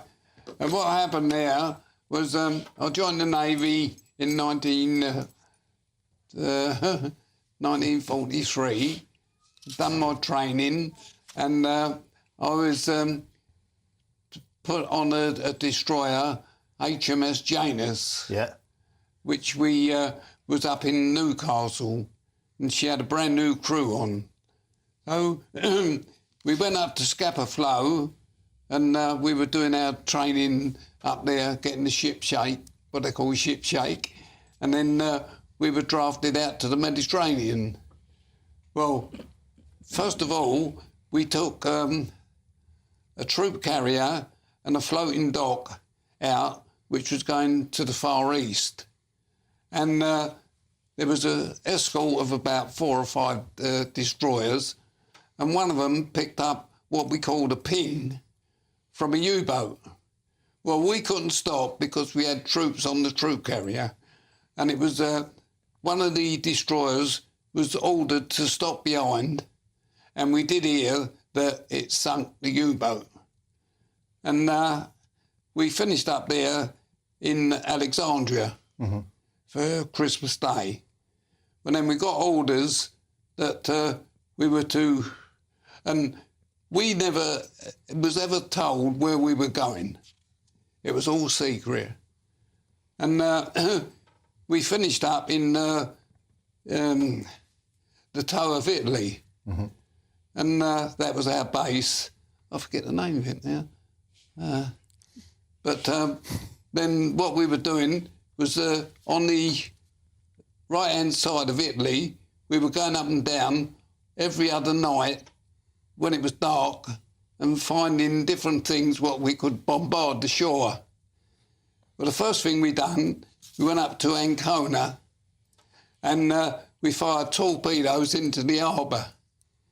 And it wasn't very long before they got our range. So we scarpered out there. Mm-hmm. And coming back down the coast, we see this steam train. We could see the fire off of it. So we opened up on it. And then all of a sudden it was missing. And we assumed that it had gone into a tunnel. Well, it had, because when it came out the other end, we got a direct hit on it. And it must have been ammunition and that, because it went sky high. And then a little way down, we see it used to take troops and food down on the schooners on the night time. Well, we found 2 of them we sunk to, and then we come back down. That's where we were. We were stationed in Brindisi. And John, your ship went down and you survived. Was it, am I correct in saying only 80 crew, including you, survived? It wasn't 80. There was only 52 of us. Wow. And I lost, to my knowledge, 160 shipmates. Wow.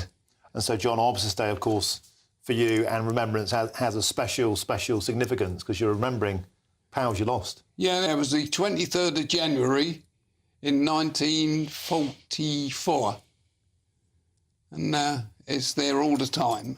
And how do you remember them this time, on your 100th, a special time for you? Yeah.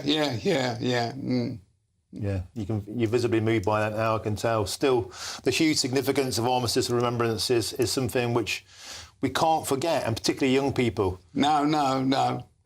This is why I do a lot of collection for the Poppy, as well as the taxi charity. Yeah. But I do collect for the Poppy.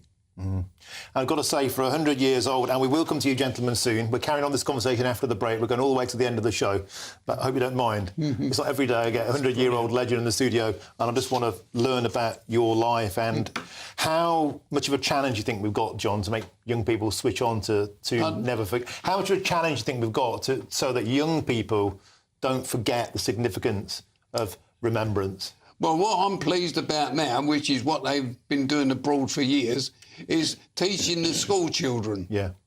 And I'm pleased now that they have started doing it over here, which they should have started years ago. It seems incredible to me that we seem so keen to teach the bad things about British history, but we don't teach the bravery and the heroism of people like yourself and what happened in World War II and World War I, of course. No. Well, as it's been repeatedly said, we are not the heroes. The heroes are down there. No. John, I can tell you moved on this special day. Look, we are going to continue this conversation after the break. We'll get the opinions then of Matthew Hellier and Johnny Gallagher, bring you into the conversation, but I hope you agree.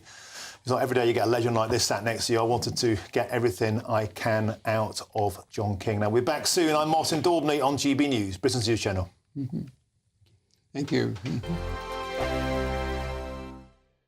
Hi there, I'm Michelle Dewberry and I'm going to take a second to tell you all about my show, Dubes & Co. We start off with the issues of the day. We then bring in both sides of the arguments. We get rid of the disrespect. And then you throw me into the mix. And trust me, I'll tell it exactly how it is. And then, of course, the magic ingredient, you at home. We mix it all together and what have we got, in my opinion, the best debate show in town. Monday to Friday, 6 till 7 on GB News, Britain's news channel.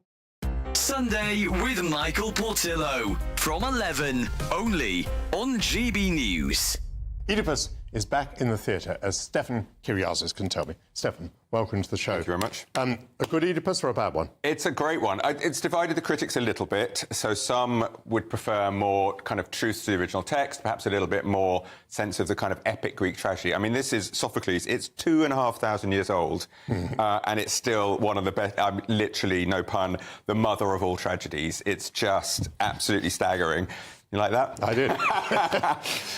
Where and with whom? So this one is on at the Wyndham Theatre until January the 4th. The exciting thing is Mark Strong as Oedipus, Leslie Manville as his wife, Jocasta, and it's been reframed, you'll see from the pictures, as a modern political thriller. So he is waiting for election results, general election results, you will remember. There's a clock ticking down in the background. They're at campaign HQ. They're waiting for it to click down to zero. We increasingly know that when it hits zero, terrible truths are coming. So it's operating on two levels. He's obsessed with the truth. He says very famously, I am me. He's so proud of his sense of who he is. And of course, that's all going to be horrendously ripped away. Mark Strong is wonderful.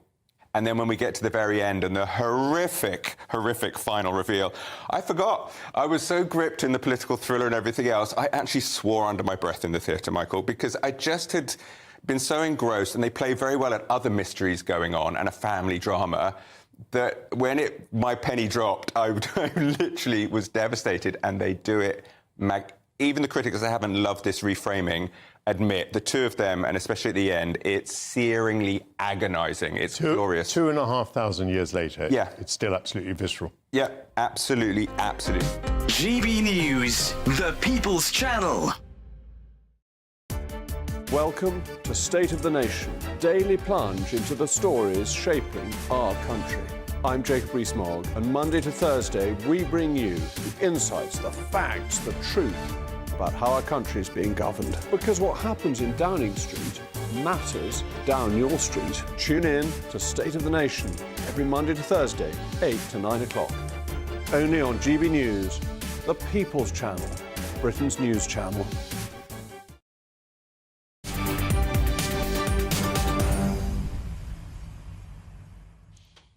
Welcome back. Time is 5:49. I'm Martin Daubney here on GB News. Now, I'm honoured to still be joined by the World War II veteran John King, who's 100 today on Armistice Day, and the former SAS officer Matthew Hellier, and the taxi charity ambassador Johnny Gallagher. Now, John, we spoke with you at some length, which I just couldn't help myself doing. But let's now turn to you two gentlemen. Johnny, let's start with you. I know you've done a tremendous amount of fundraising personally. I think you're the biggest fundraiser for the armed forces in Britain. You're under 30? Under 30. Under 30, a phenomenal achievement. Over £250,000 you've raised, an astonishing amount of money. Thank you very, very much for doing that. Tell us a bit about your work and what motivates you. Well, if I take where it first originated, I guess, was my granddad. He served in the war. And then before my grandma passed, she gave a lot of letters from my great-granddad, who was in the Battle of Somme. And I always felt that, it's something inside you. I've been very lucky. I've done well in business, and I'm still trying to do well. And, I get to travel the world, and I get to see a lot of people. But there's something about these islands that are so special. And I just feel them in my heart. So, and part of that is our history. And the history, John and Matt here are part of that history.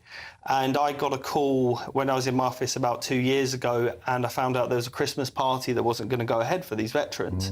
And at the time, I hadn't done anything for veterans. And it was a lot of money for me at the time, And I ended up looking after that and basically helping that. And that's where I met all the veterans. And recently, statistically, I found out that a lot of young people don't care about our history. And I believe you're going to play a poem soon.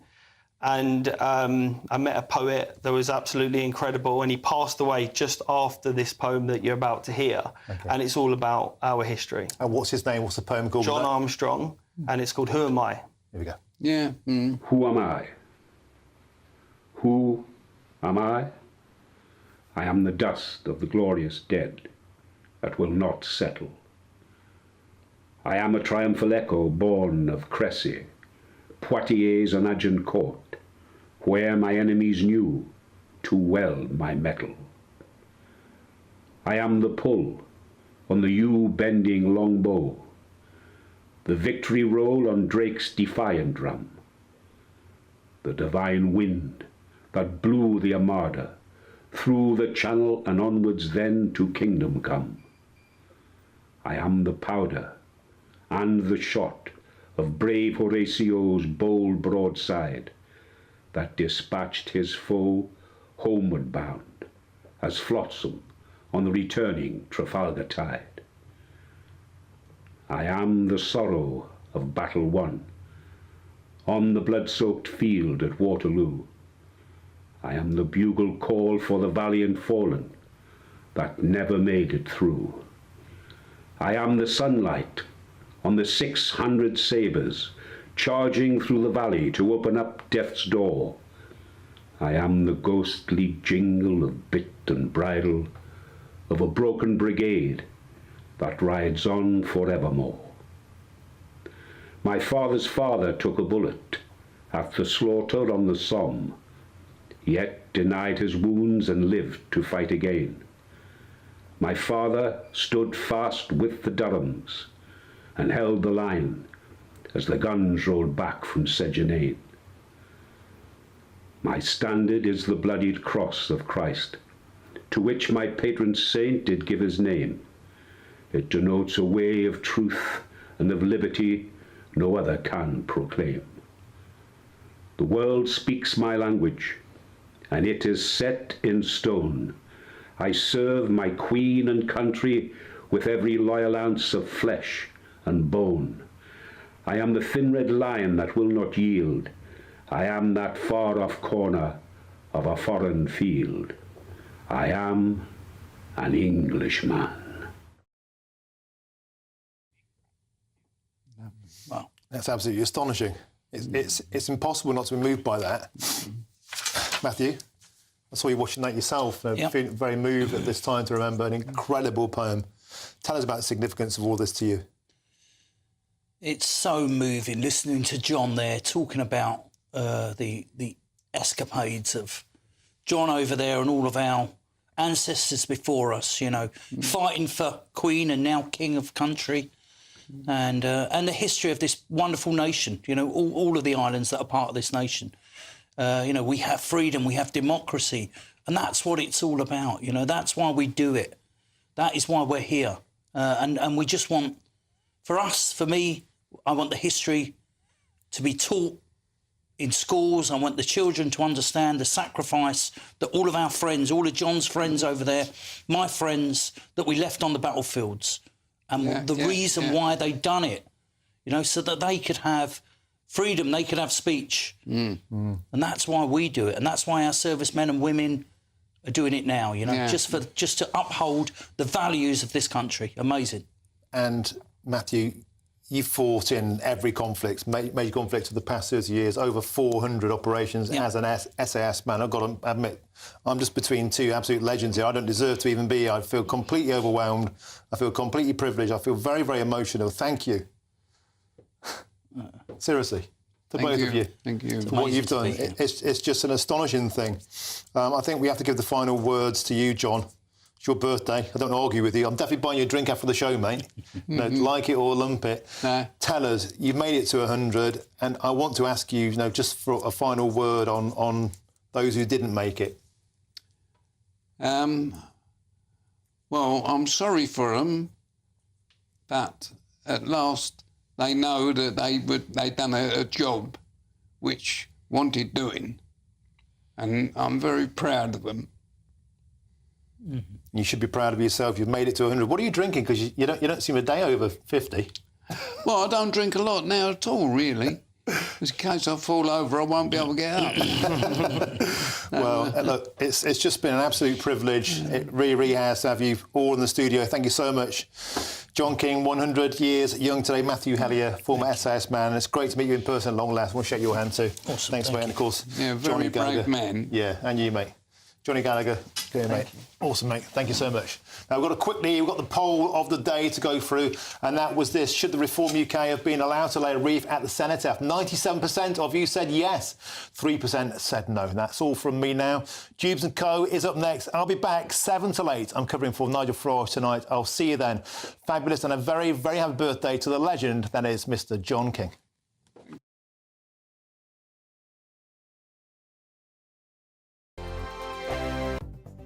The latest GB News travel.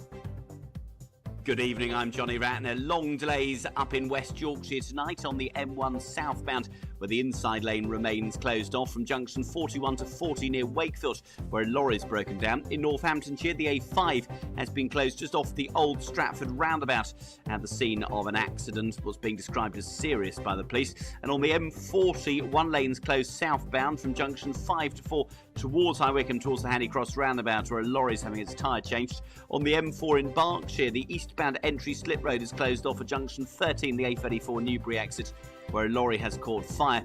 Buses replace trains between Hensford and Rugeley Trent Valley due to overhead line problems. And there are delays of a quarter of an hour on southwestern trains at Portsmouth Harbour because of passenger illness on the train. And that's the very latest. You can stay up to date throughout the day by visiting our website, gbnews.com. There's only 2 weeks remaining to win Christmas on Us this year.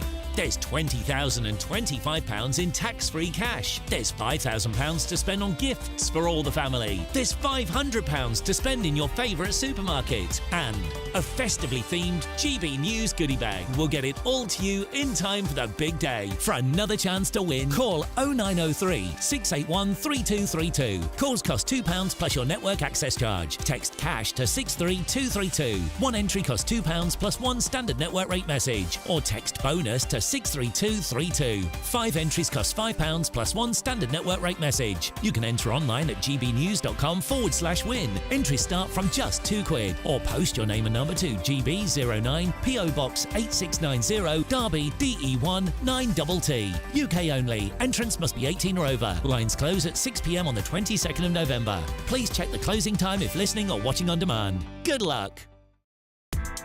Join me, Nana Akwe, for an informative, interactive news programme with a difference. It's fun. No, he didn't say that, though. I'm so surprised. I think there's an element of truth to that. Join me from 3 p.m. every weekend, only on GB News, Britain's news channel.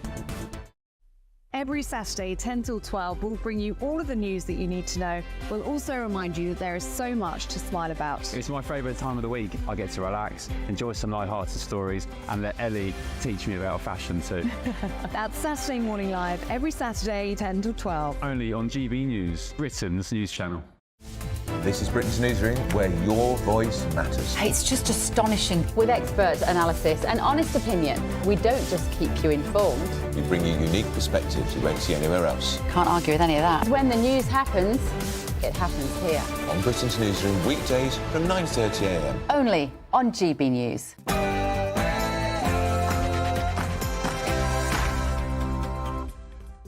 Hello there, it's 6 o'clock. I'm Michelle Dewberry and this is Jubes & Co. Coming up tonight, it's that time of the year again where the supposed great and good hop onto their private jets and fly off to concoct ways of stopping us polluting the climate. COP29, will it make a blind bit of difference to anything or not? And speaking of difference, Prince William says that he will do things differently, royal with a small r. So I'm asking you, do you reckon then the royals need reform? And if so, tell me how. Also tonight, should the Archbishop of Canterbury, Justin Welby, resign over the horrific abuse scandal? And do you think that children should have to prove their age in order to use social media, or should parents have tighter control?